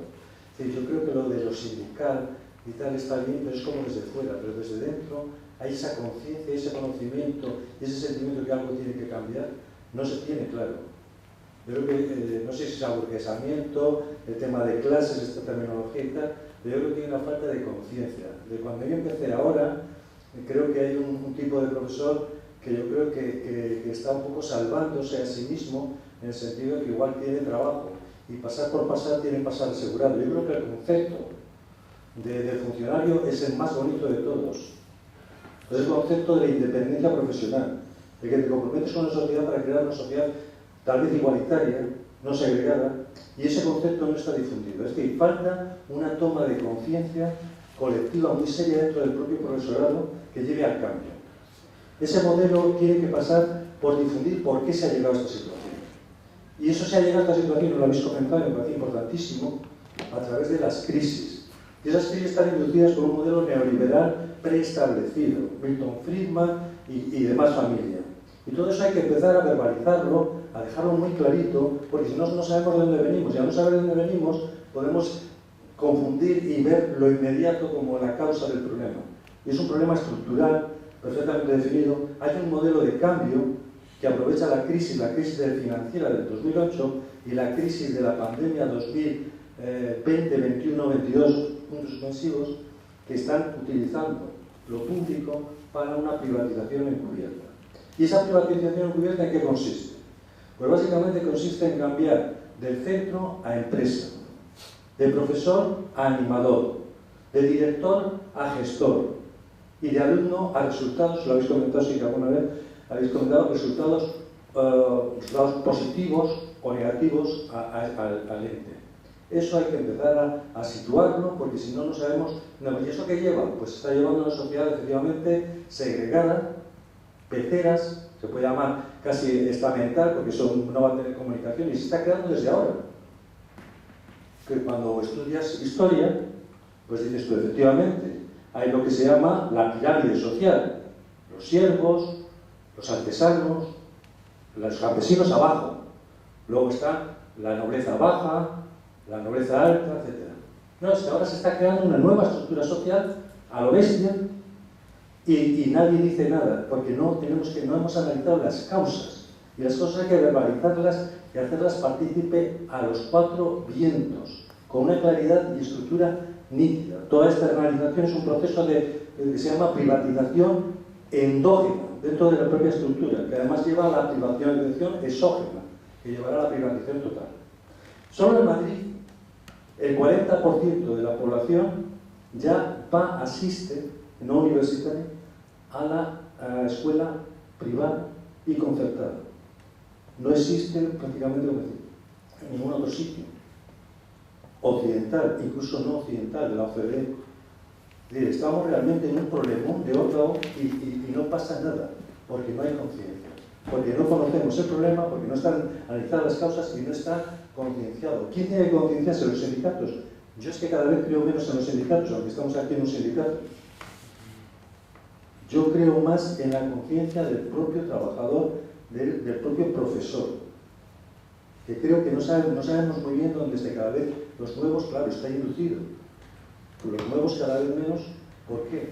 porque se utilizan como interinos, como gente totalmente como una pluma voluble que no dice nada en los claustros, nada de nada, sabiendo que se juega no se sabe qué, entre ellos el trabajo, posible cambio de centro, no sé qué, y ha enmudecido todo el mundo.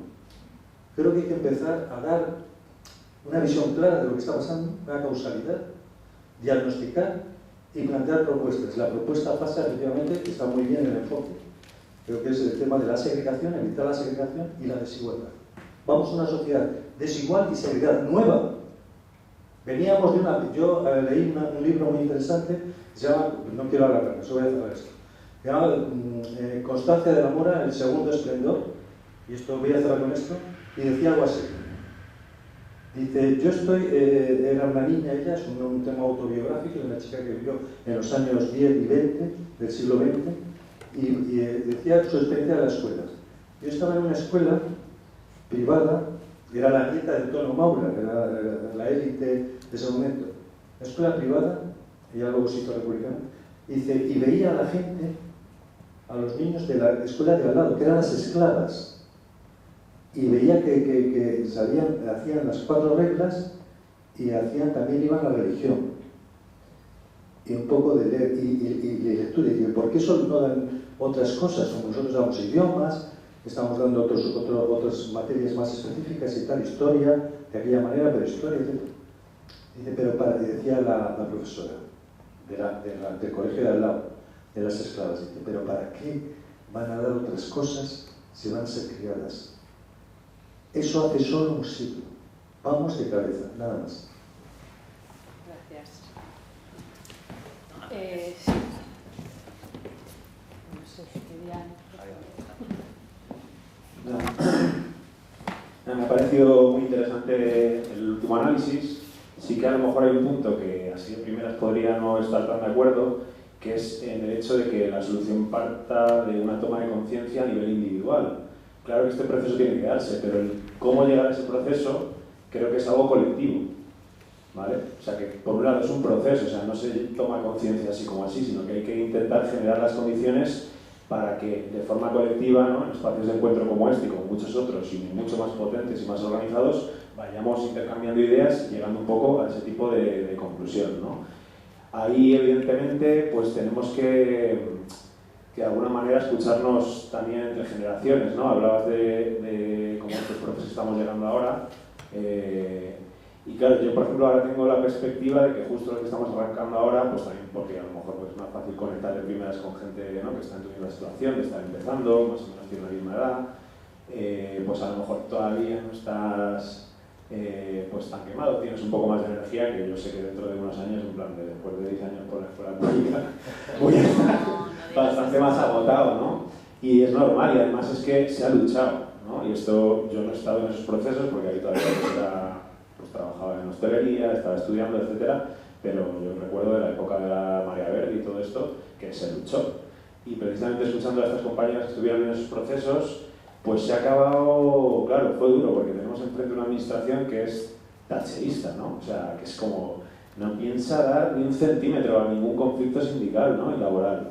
Entonces, claro, al final, pues yo he visto un poco, charlando con estas compas, ya te digo, hace una década que estuvieron luchando, como un poco de desilusión o de, bueno, pues de derrotismo, ¿no? Que lo entiendo porque, claro, se hicieron en un año, creo que hasta, bueno, no sé cuántas jornadas de huelga, pero un montón. Entonces, bueno, pues estuvimos el otro día charlando, bueno, se está charlando en diferentes foros, ¿no? Hubo una asamblea que estuvimos casi 100 personas, luego había una segunda, donde ver cómo plantear luchas en las que consigamos, ¿no?, objetivos. Pues a lo mejor hay que plantear una huelga un poco distinta, o entender que a lo mejor, como decía justo el otro día, me estoy acordando de tu intervención, pues que no se va, la cosa no va a ser vamos a ganar o a perder si conseguimos torcer el brazo de la administración con la huelga. A lo mejor la huelga es un punto importante dentro de un proceso organizativo, pero luego ahí no van a ceder y tenemos que seguir y no desanimarnos, seguir acumulando fuerzas y ver todo esto como un proceso de acumulación de fuerzas y de organización que a lo mejor más adelante con X acción, ¿no?, como decías, vamos, estoy tomando tu intervención, recordándola, que me gusta mucho. Por supuesto. Pues no sabemos con qué acción finalmente van a ver que se les está yendo de las manos o que les compensa pues sumarse al resto de comunidades autónomas, ¿no? Y en el fondo asumir ese discurso que tienen tan burgués y tan de ciudadano como de toda la igualdad de los españoles, ¿no? Que ellos mismos, creo que es su lema de ahora, ¿no? Y sin embargo, pues los madrileños, pues parece ser que a nivel de docencia, pues hay que currar más, ¿no? Entonces, bueno, un poco eso. Yo creo que ese proceso, o sea, que estando de acuerdo contigo en el fondo, ese proceso yo creo que ahí sí que tienen que jugar un papel, hay diversas estrategias, pero creo que los sindicatos, y en concreto me voy a centrar en el sindicato pues, en el que participo, que es CNT, pero vamos, que puede haber otros, ¿no? Como modelos similares, como CGT, STEM, etcétera, como que sí que podemos ser parte de, o sea, podemos ser dinamizadores clave también de esos procesos. Porque, ¿qué ocurre? Nos alejamos de esta forma de ver el sindicalismo como de servicio, ¿no? Que infelizmente yo creo que abunda entre los docentes, y no por nada, sino que esto es un proceso histórico, ¿no? De desafección de la conciencia de clase, de también se han ido generando unas burocracias sindicales, como apuntaba también Mario, desde la transición. General, claro, entonces una cosa general de clase, y dentro de la docencia y de la comunidad educativa, o de los trabajadores de la educación o de la enseñanza, pues también se da. Entonces ahí hay que romper, tenemos que romper un poco con esa dinámica y decir, no, es que claro, no es el sindicato el que tiene que solucionar la movida, es que tú tienes que ser el sindicato. Y ahí entre todas tenemos que generar esa participación y esa inclusión de la comunidad educativa y generar comunidad, primero entre trabajadoras y luego con la comunidad educativa también, como apuntaba Mario. Porque solo ahí desde la comunidad es como vamos a poder plantear una resistencia a este rodillo neoliberal que es cada vez más, y en la Comunidad de Madrid es un poco ya totalizador, da un poco de miedito. Entonces, bueno, yo animaría a eso, a participar, sea en sindicatos o sea en asambleas, que vamos a ir generando también los centros de trabajo, para que podamos tener un espacio de encuentro independientemente de la aplicación o no, de la aplicación sindical o no, y bueno, los espacios que se nos vayan ocurriendo. Vale, aquí hay una palabra y luego aquí. Sí, la verdad es que me ha gustado mucho el análisis, me imagino que compartimos aquí la gente que estamos. Y a mí lo que me parece que como soluciones es la gestión de los grupos abiertos de debate. O sea que si simplemente cada uno está en colectivos, esa es la historia de esta sociedad, no dividir. Entonces, yo creo que la juventud, ahora está que si es reunión de extinción, hay diferentes grupos, debates en los institutos. O sea, en vez de pedir espacios muy diferentes, que vayamos calentando lo que nos parecía normal, que decías que debería haber asociaciones en los institutos, ¿no? Pues en vez de generar una asociación, por lo menos al generar un debate allí, se ve a diferente gente, están invitados todos los alumnos, todas las alumnas, las limpiadoras, los limpiadores del instituto, con lo cual es un debate abierto sobre educación siempre que lo hagamos. Generar ese tipo de espacio que está llevando esta dinámica de la que proponéis de apertura, pero no tiene por qué llamarse sindical, me parece que tiene que llamarse de debate social, que la sociedad tiene que estar por la educación, ¿no? Y es lo mismo que me parecía en los centros. Para ser de la asociación de padres y madres, tienes que pagar, y dices, joder, pero si somos de aquí, o sea, no pueden proponer cosas si no pagan, no hay actividades. Cuando el centro por la tarde estaría entero, ¿no? Lleno de gente y tal. O sea que no es casual que las cosas estén cerradas y que para las cosas haya que pagar también, ¿no? De otra manera también de distanciar. Yo en vez de segregar, ahí utilizo la palabra distanciar.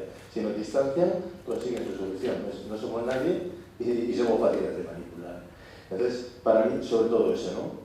Grupo abierto de debate. ¿Qué se puede generar en esos grupos abiertos? Esos materiales que decíais que hay, de científicos, de tal, que se vayan consensuando, que vayamos creando de alguna manera organizada unos materiales que están consensuados, que se va a esos centros y no se habla como una misa, se habla en grupos de trabajo y tú coges unos grupos de científicos, unos grupos de tal y se genera sobre esos materiales un movimiento, con lo cual tiene unas mesas, o sea, lo que sería la enseñanza, lo que debería ser una enseñanza normal que se vaya dinamizando. Entonces yo creo que sí, que hay bastante hueco por delante y que podría sorprendernos a nosotros y a nosotras mismas esa vida, ¿no?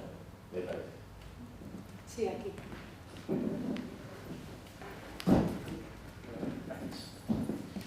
Hola, bueno, primero felicitaros porque es a mí que me dedico también mucho a pensar el tema de la educación y nos hemos visto las asambleas y tal, a mí me parece que a veces escurre entre los dedos hacer un análisis fino del tema educativo porque tiene tantos niveles, tantas aristas, tantos problemas, como ha dicho el compañero, no solamente están los docentes, están los trabajadores externalizados, los alumnos, la relación de los centros con los padres, con el barrio, o sea, están pensamos en cambiar el rol de los centros y se discute si las pedagogías o las estrategias sindicales, eso me parece tan inabarcable que hacer una síntesis como lo habéis hecho, pues joder, que felicitaros, que de nuevo trabajo. Yo solamente quería preguntar una cosa, no me quedaba muy claro, o sea, quiero decir, ¿cómo se llama? Perdona, la asociación, la organización esta que habéis montado. El colectivo. Cate. Ah, bueno, ya ves, sí.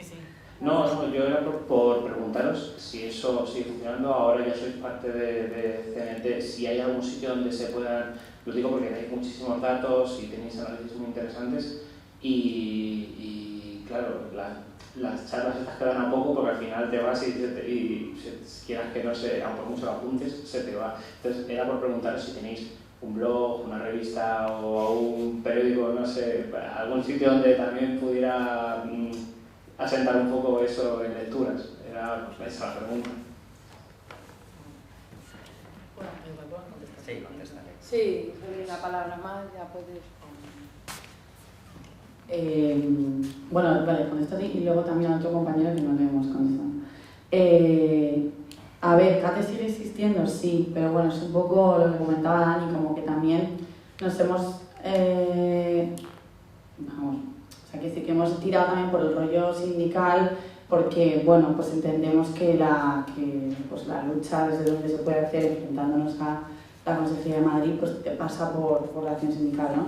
Pero bueno, CATE sigue existiendo, no sé tampoco cómo describirlo, o sea, nosotras tenemos mucho debate sobre esto, ¿no? Pero ¿y esto que somos tan? Pero es verdad que no tenemos nada de lo que has hecho de blog ni de nada. ¿Lo vamos a hacer? Sí. También está, o sea, CATE es un sitio abierto, es una asamblea en la que os podéis unir. De hecho, además, quiero decir que nos conocemos desde hace un año. Llevamos un año currando juntas, que yo no conocía a Dani hasta esto. O a Javi, también está, por ejemplo. Pero de todas maneras sí que recoger lo que ha dicho Dani de el curso de traficantes que hicimos el año pasado, porque bueno, varias teníamos como relación con gente de traficantes y dijeron, pues mira, nos interesa este tema, vamos a hacer un curso, entonces trajeron a ponentes externos, también nosotros participamos en algunos de los cursos en elaborarlos y tal, y bueno, están los audios y creo que está guay, pero bueno, sí tendríamos que difundir más. Porque es verdad que se queda lo de la universidad muy en la universidad, lo de tal en cual, y que llegue a los profes. Además hay como un rollo de que a los profes les da también urticaria un poco lo de la uni, porque normalmente pasa que muchas veces hacen investigaciones desde los despachos que no tienen nada que ver con nuestra realidad, entonces es normal que hayamos desarrollado también ese traumita. Y CATE igual es como una mediadora entre los datos de la uni y la realidad del profesorado, entonces filtramos la movida para qué queremos saber los profes, ¿no? Podemos entenderlos así también. Y... Sí. ¿Ibas a responder? No. Iba a decir que, si te parece, que sí, una palabra... Bueno, que me ha gustado mucho de los grupos de debate. Como han sido ya debates más... Vale. Pues luego ya respondéis de seguido. ¿Pero una cosa tiene redes o dónde reunís o por preguntar? Ahora los damos, o sea, que acabar nos damos los nombres, ¿no? Que no tenemos ni redes.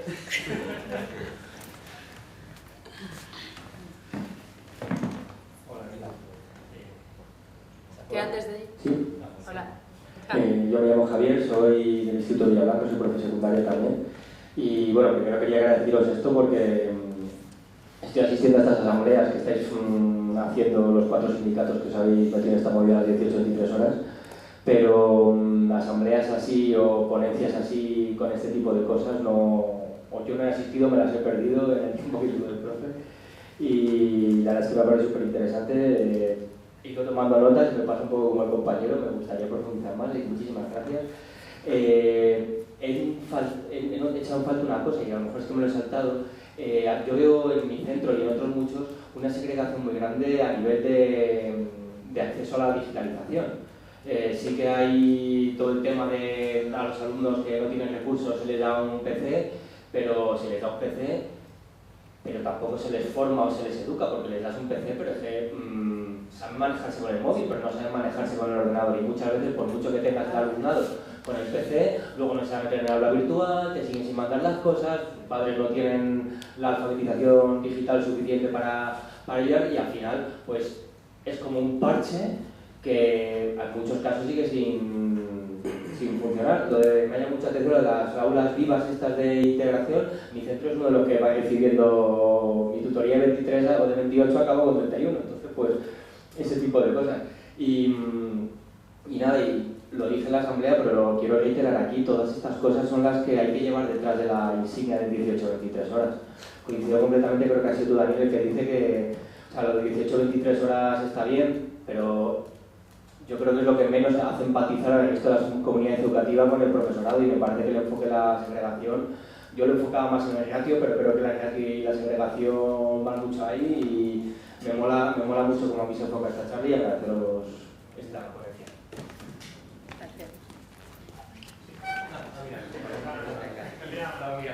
Y todo lo que tú has dicho, brecha digital, que esto tiene Sí, brecha digital, efectivamente, eso. Súper de acuerdo, vamos. Bueno, retirar el agradecimiento a la charla, que para mí ha sido como muy movilizador también, tanto mentalmente como físicamente, como que me pide como tirar para adelante. Y lo que quería como un poco preguntar tanto a vosotras como un poco en general es cuál creéis que es el papel que tienen que tener los estudiantes en esta transformación, porque al final son el sujeto principal de esta entidad, y luego, recogiendo una idea que creo que hablaba Mario, que ejemplificaba muy bien cómo el sistema educativo no solo es un elemento de formación en contenido para el mercado laboral capitalista, sino también en forma, como con estas horas extras que has puesto como muy con el ejemplo con los deberes, como al ser esta herramienta, tanto de contenido como forma, como una herramienta para el mercado capitalista, si también pueden ser estos espacios de resistencia sindical revolucionaria por parte de los propios estudiantes, y de qué forma pueden permear este tipo de aprendizajes históricos de resistencia al mundo laboral capitalista en estos espacios de aprendizaje del mundo laboral capitalista. Y era simplemente como preguntar a todo el mundo qué piensa y qué se puede aportar desde este lado.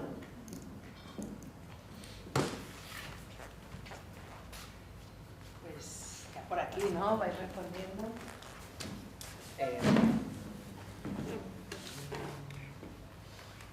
Es que te dan palabra desde... No, vale.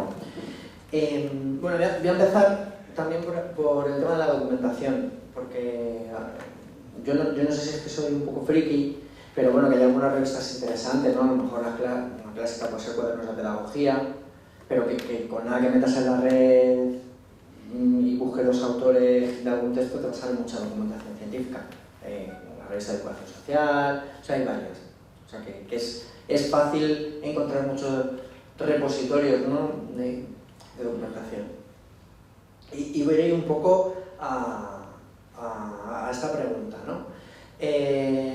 Yo no participo del colectivo, yo vengo de otras militancias, ¿no? En temas de educación, estuve un tiempo en acción educativa, un tiempo tuve un programa de radio que se llama Orejas de Burro, con otros compañeros. De hecho, mira, menciono a Mario Andrés Candela, que no sé si le conocéis, ha sido profe de la Autónoma, y bueno, tiene también bastante investigación sobre segregación escolar, por si queréis buscar. Hacía con él ese programa, pero bueno, he andado así, ¿no? Ahora ando, y era por comentarte un poco, ¿no? Si nos pusiéramos como desde un análisis, vamos a decir, legal, los niños y niñas son ciudadanos y ciudadanas de pleno derecho, con lo cual tienen derecho a la participación política. Entonces, los niños, las niñas y los adolescentes tienen que participar en la transformación de la sociedad en la que viven. Y hablo muy conscientemente de niños y niñas porque si nos pusiéramos en otras latitudes, fuéramos, yo que sé, como ejemplos que podemos tener hoy de procesos de transformación revolucionaria, por utilizar el concepto que utilizaban, ¿no? Nos podríamos ir a, yo que sé, a las escuelas zapatistas o las comunidades zapatistas donde las asambleas participan, los niños y las niñas están presentes, están ahí, ¿no? O sea que aquí también, dentro del modelo segregador, hay un concepto, ¿no? Que es el adultocentrismo, que es tener una óptica de análisis desde el adultocentrismo es súper importante si estamos hablando de comunidad educativa, porque no están pensados los espacios para que niños, niñas y adolescentes participen, ¿vale? Eso así como muy desde lo estatal y tal. Por otro lado, o sea, la cultura política, por lo menos de la que yo vengo, ¿no? o participo, que es el movimiento libertario, sus diferentes análisis, estrategias y tal, siempre ha habido organizaciones juveniles, o lo más actual que podría ser a lo mejor la Federación de Estudiantes Libertarios, esto, ¿no? Este tipo de estructuras y de participación se tienen que dar también. O sea, claro, nosotras, por una cuestión también laboral, tenemos unos intereses concretos, ¿no? Y unas reivindicaciones concretas que van a ser diferentes, pero a mi forma de ver, son precisamente niños, niñas y adolescentes que tienen que crear sus organizaciones de carácter y además formal y autónomo frente a los adultos. Otra cosa es que luego tengamos espacios de encuentro, ¿no? Me da igual, muchas veces es una asociación de alumnos o otras organizaciones más amplias, como puede ser esta Federación de Estudiantes o otras. Hay por ahí unas cosas bastante interesantes, que no sé si conocéis, las estrategias que siguen los NATS, que no sé si conocéis los NATS, son organizaciones de niños y niñas trabajadoras. Podemos tener todo un debate sobre el trabajo infantil, ¿vale? Que no viene al cuento aquí, pero sí que es interesante precisamente su modelo organizativo. Ellos se sienten trabajadoras y trabajadores y se organizan en sindicatos de niños y niñas. ¿Es exportable esto aquí? Pues bueno, a priori los niños y niñas aquí y adolescentes no trabajan, a priori. Luego si tienes 16 pues currar. Entonces bueno.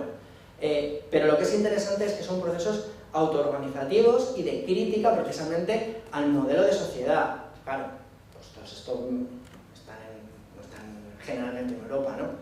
Es interesante ver esto porque se pueden dar estos modelos, tanto los históricos que podríamos tener, da igual, la juventud libertaria de los años 30 o organizaciones como estas, o el movimiento asambleario que hubo en los 80 dentro de los centros educativos, ¿no?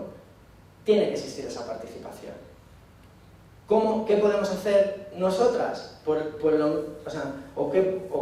por lo menos, esto ya hablo, no sé, un poco el sentir que creo que tiene CNT, es generar también participación. Durante mucho tiempo ha existido CNT Estudiantes, por una cuestión interna, pues bueno, veíamos que era más interesante que los propios alumnos tuvieran sus organizaciones, pero el fomentar la participación y la organización es fundamental, porque solo con organizaciones vamos a poder transformar.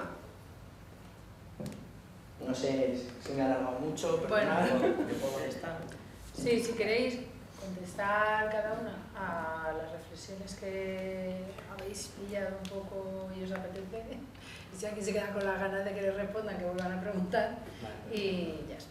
Vale, nada, yo muy breve quería empezar agradeciendo al primer compañero que ha intervenido, que yo creo que esa parte me tendría que haber tocado a mí empezar por ahí. Es decir, todo el balance que hacemos y los problemas que tenemos vienen de la crisis y más concretamente de la gestión neoliberal de la crisis.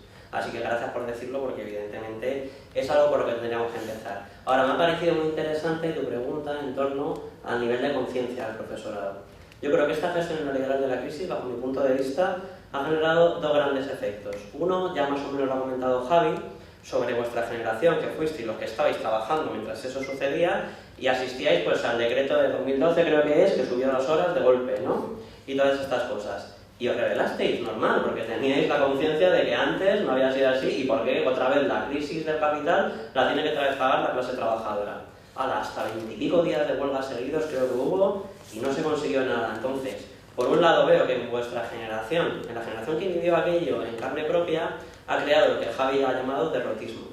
Y eso convive con lo que ha generado un poco en nuestra generación, que es un efecto diferente. Ya nos hemos criado pues, en un mundo en crisis, en un mundo en el que ya ves el mercado laboral súper jodido.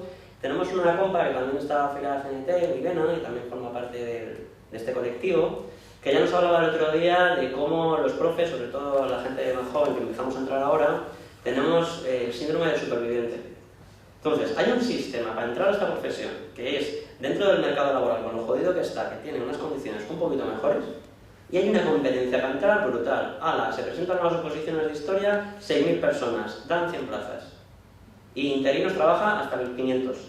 Entonces, estamos hablando de 4.000 personas que se quedan fuera. Entonces, la gente que entra, que la mayoría entran con empleo temporal, interino, encima nos están diciendo hasta de Bruselas y la Unión Europea que estamos en contra de toda la legislación, del porcentaje temporal, etcétera, pero bueno, eso es algo que no se había mencionado, pero que también lo tenemos, y la Unión Europea no es sospechosa de ser nada revolucionaria, ¿vale? Pero hasta para ellos estamos mal. Bien, entonces es como eso que has logrado conseguirlo. La gente que va a las oposiciones durante años, trabajando en lo que sea, como sea, situaciones de frustración tremendas, y una vez que entran, yo veo que muchas veces huyen de esta movida, no, que más problemas. Y además todo este sistema, no se ha mencionado, el tema de las comisiones de servicio, ¿no? Toda la gente que recién entra dice, ay, yo no quiero que me manden a un centro chungo, así que voy a caerle bien al DIRE, a ver si me dan una comisión de servicio y me deja aquí, aunque no sea mi destino definitivo, ¿no? Vamos, hay una corrupción brutal que habréis visto que pasa en muchísimos centros. Entonces veo como ambos efectos, ¿no? Que ha afectado de diferente manera a todas las generaciones, pero ha afectado en la participación y querer transformar. Y luego ya muy brevemente, al compañero que ha hablado sobre intervenir en los centros y luego el que nos ha preguntado un poco qué estamos haciendo ahora y tal, pues ahora mismo especial en este espacio colectivo estamos tratando de sistematizar todo esto. De hecho, gracias por venir, estas charlas también nos sirven para esto. Me eché una mañana entera haciendo el Word que estamos presentando con Alicia, y lo hacemos desde las reflexiones que vienen de este espacio. Entonces estamos en esta fase, sistematizando, seguimos investigando, pero ya queremos ir avanzando a la siguiente, que es el tema de socializar. Y socializar esto lo vemos fundamental en este tipo de espacios, pero también en los centros. Estamos pensando cómo llevar esta información a los centros, cómo socializarla, y a partir de ahí también se puede ir generando participación política, secciones sindicales y todo lo que haga falta. Vale, pues nada, por aportar al debate de la conciencia del profesorado también un apunte, es que también se ha vaciado de contenido político la formación universitaria, ¿no? Entonces también si te miras los currículos de magisterio o del máster de profesorado, pues eso, se presenta la educación como neutra y todo esto. Entonces como que entiendo que hace unos años, pues no sé, pues leías a Paulo Freire y ahora lees a César Bona. Es evidente.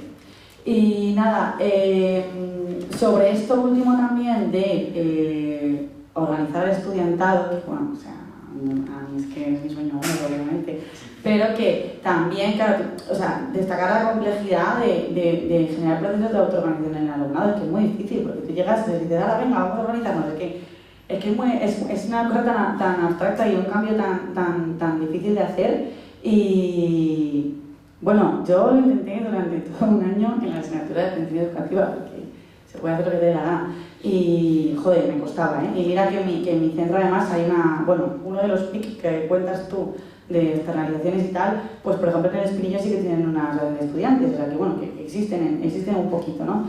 Pero o sea que lo que creo que tenemos que desarrollar la creatividad de cómo politizar el estudiantado, que es complicado. Entonces, pues por ejemplo, pero bueno, que creo que es porque no lo hemos empezado, pero que ¿por qué no puede un profesor de matemáticas poner una situación, una estación de aprendizaje de estas que ahora hay que hacer?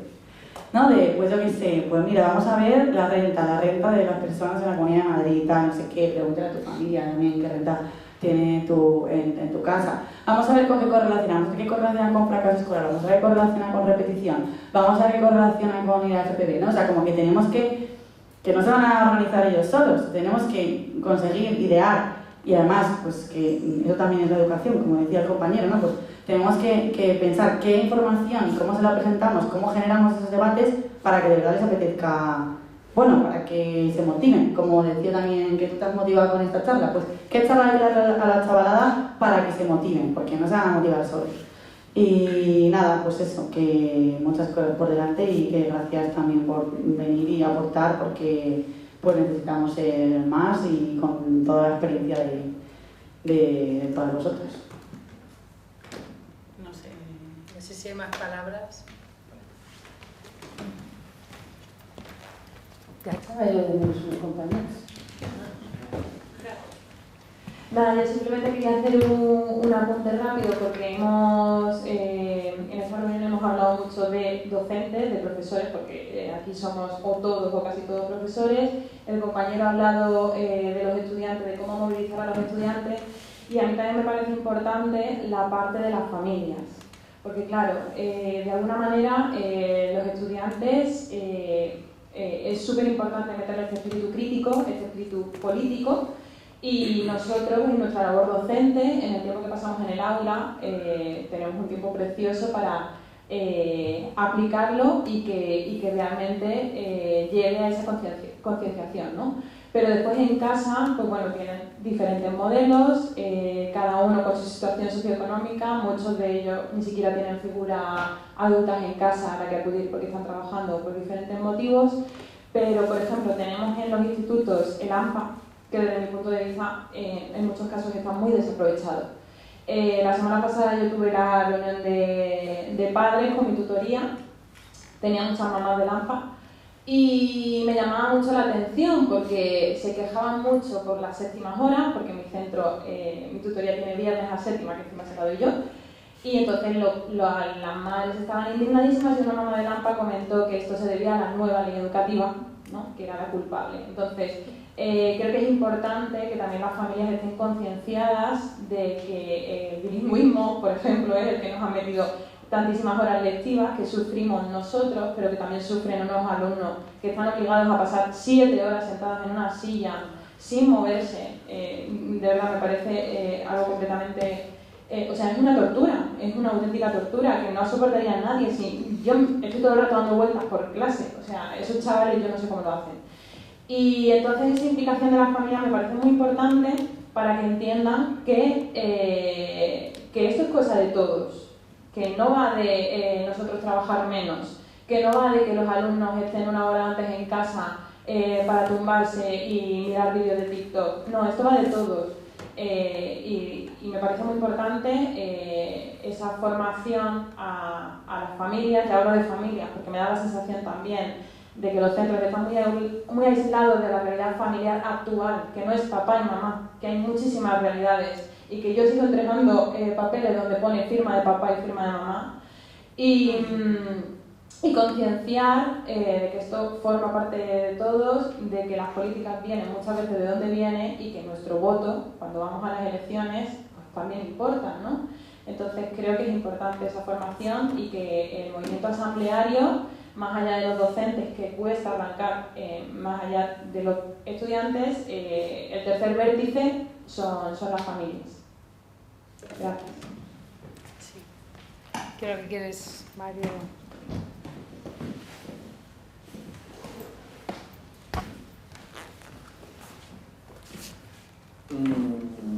Bueno, un pequeño apunte, ¿no?, en la última intervención. Estoy completamente de acuerdo contigo en la importancia que tiene la participación de las familias. Pero bueno, yo iría más allá, porque estamos hablando de un triángulo y no sé cuántas aristas tendría nuestra comunidad educativa, ¿vale? Porque, no sé, yo vivo en un colegio y a lo mejor es interesante que las vecinas participemos, o la asociación de vecinos participe dentro del centro educativo.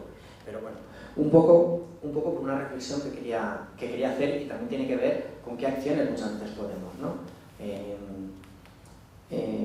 Como os decía, yo he trabajado mucho tiempo de técnico comunitario, en concreto en educación comunitaria, ¿vale? Uno de mis papeles fundamentales ha sido generar participación de las familias. Y mi análisis es: las asociaciones de padres y madres son un servicio, es un recurso de servicios extraescolares. Punto pelota. Eso no es participar. Entonces, ¿qué pasaría mucho con estas de las asociaciones que se generan en los centros educativos? Entonces, hay proyectos que son bastante más transformadores. O sea, por ejemplo, yo estuve pues 3 años trabajando con un proyecto en Ciudad Lineal, que de hecho nosotros se lo intentamos colar a la administración. Bueno, yo he trabajado con una entidad, se lo colé a la entidad y se lo intentamos colar a la administración. Además era como así un poco otra, ¿no? Se llamaba Programa para el Éxito Escolar. Esto, tú llegabas, iban los padres y las madres ahí a ver cómo su hijo tenía un éxito escolar, y tú lo que les decías es que qué acciones podían hacer ellas. Claro, tú cuando les dices, oye, ¿cómo crees tú que puedes hacer? Pues yo qué sé, pues decían, oye, pues a lo mejor podemos sacar la biblioteca del centro a la hora del recreo, y en vez de estar, oye, pues a lo mejor podemos hacer nosotros no sé qué, oye, pues a lo mejor podemos hacer nosotros cuentacuentos para los pequeños, oye, pues a lo mejor si le invitamos a los del centro de mayores. Y esto lo hacían los padres y madres que estaban participando. ¿Sabéis lo que pasó? Pues que directamente, o sea, esto dependía del distrito de Ciudad Lineal. Nos dijo que frenáramos eso. Que funcionaba, ¿no? ¿Por qué? O sea, y os voy a contar por qué. Porque en la puerta de uno de los colegios, que no había un parque, fueron y dijeron, oye, que es que nosotros lo que queremos es que haya un parque en la puerta de nuestro colegio. Y dijo la administración, verde las han segado, que nos empiezan a pedir cosas. Mejoras, hacéis un AMPA, os damos una subvención, pero es que fue así, ¿eh? Os damos una subvencionita y ya que hagan judo en el aula los niños y las niñas. ¿Vale? Entonces, es súper importante saber y tener, y además esto, tenemos que pasar del pensamiento bien intencionado al pensamiento estratégico. O tenemos estrategias y sabemos que los malos son re malos y súper chungos, o no les vamos a colar ninguna. Utilizar las brechas que nos deja el propio sistema educativo y la propia administración está bien, ¿eh? O sea, dentro de este tipo de cosas, pero también tenemos que hacerlas por fuera, ¿no? Que nosotras como sección sindical en un centro educativo le digamos a una madre que a lo mejor es trabajadora del hogar, oye, tienes estos derechos, también es importante. Que intentemos desde el sindicato que la familia que sus padres trabajan en no sé qué, le digan, oye, es que puedes negociar un convenio en tu empresa para reducir tu jornada laboral y que así tengas más tiempo para participar en la educación de tus hijos, también es importante, ¿no? O sea, desde dónde afrontamos es súper importante, pero por eso yo creo que tenemos que muchas veces tener más que ese pensamiento bien intencionado, que claro, que nosotros queremos lo mejor pues, para nuestras alumnas, para nuestro barrio, para no sé qué, es como sí, pero es que los malos son muy malos. Vamos a ver cómo les damos. Cuando estamos en una posición muchas veces de debilidad, porque si aquí en vez de esto hubiéramos llenado 20 teatros como este, pues hombre, a lo mejor la administración cambia, ¿no? Pero ahora somos más pequeñitas, no tenemos capacidad, fuerza o sea, hay un concepto, que esto es como súper friki sindical, que es el concepto de control obrero,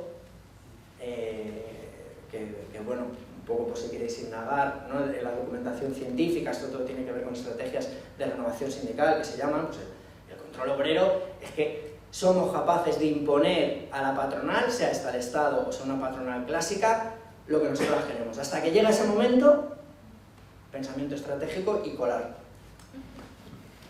Pues ya... Sí, yo creo que sí. Vale, yo quería aportar también un poco al tema de las familias, porque también es una cosa que le doy vueltas, y es que, claro, para ponerlas de nuestro lado, ya no sé hablar, también hay que luchar contra una cultura que se ha instalado en los centros, o yo lo he percibido en los que he currado, que es como que las familias son el enemigo. Te enseñan a odiar a las familias. ¿Haces una reunión? No, pero que no hablen mucho, ¿eh? O sea, nada de hacer un círculo y escucharlas. Tú sueltas tu movida y cuanto menos pregunten, ya está.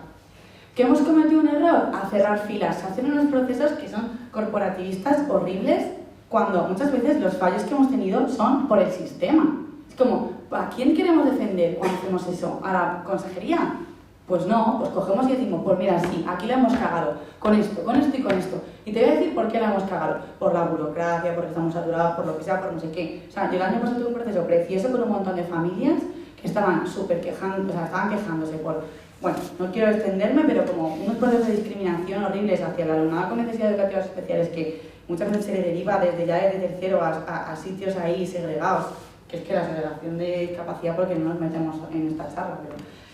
Y, joder, escuchándolas, es que estamos en el mismo equipo, y le di la vuelta al discurso de no estáis enfadadas conmigo, estáis enfadadas con el sistema, pero parece que tener la honestidad de decir, sí, es que la hemos cagado con vuestros hijos, si vuestros hijos se han sentido fuera, se están sintiendo tal, no, pero darle la vuelta al discurso, y además incluso informarlas de derechos que no conocen, y eso pasa un montón en centros de especial dificultad, que se hacen barbaridades con el alumnado y luego tú ves la ley y dices, no, con la ley en la mano esto no se puede hacer.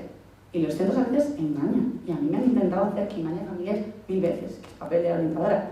Y es como, no. Entonces yo, por ejemplo, paralicé una expulsión de un alumnado de clase trabajadora inmigrante, fui crucificada por el equipo directivo, pero informé a esa madre de sus derechos y 1000 veces hago esas cosas y es como, esas madres que no tienen ni idea, las pobres, porque nadie conoce la ley educativa, casi ni nosotros, como para que la conozcan ellas, pues tenemos que hacer, aunque suponga un conflicto en nuestros centros, tenemos que hacer esa labor de informarlas y ir desviando el conflicto a, bueno, equipos directivos, si se la tienen que comer, que se la coman, que muchas veces también son el problema, otras veces no, y a la administración. Entonces, para que de verdad sepan que estamos a su lado, porque muchas veces, pues la relación, no me voy a repetir, pero es que es de recelo. Y ya está. Bueno, pues voy a terminar yo, que como soy parte de la familia, sin esa participación, y soy un poco friki en mi cole, creo que hay una parte del acta de la primera reunión, os sonará, ¿no? De la primera reunión del trimestre, del curso y tal, en los objetivos generales del curso, que nos ha mandado el profe de mi hija, que es una maravilla. Entonces, para que veáis un poco cómo algunas familias llegáis con comentarios de este tipo, que creo que son necesarios para ver que en el fondo hay más cercanía entre nosotros de la que, no sé, habrá muchas familias que le parece una tontería, pero a mí me ha encantado y alguna más, ¿no? Dice, de los objetivos, de manera transversal se trabajará la autoestima, el conocimiento de sí mismos, la conciencia de formar parte de una sociedad, el espíritu crítico, la iniciativa personal, la curiosidad, el interés, la creatividad y la capacidad de analizar la información. Desarrollarán hábitos de trabajo habitual, todo eso de los objetivos. Fijaros lo que dice el profe, ¿no? Pues ese ya es un pequeño paso para estar cerca de algunas familias que puedan aportar a esa participación y damos, a mi parte, de agradecer, ¿no? que quieran acompañarnos a las familias también en esa función que es nuestra. Gracias por venir, gracias por todo este análisis y haber estado todo este tiempo entre vosotras, ¿no? Esta rapidez para buscar soluciones. Nos vemos seguro que en próximas y animamos a continuar.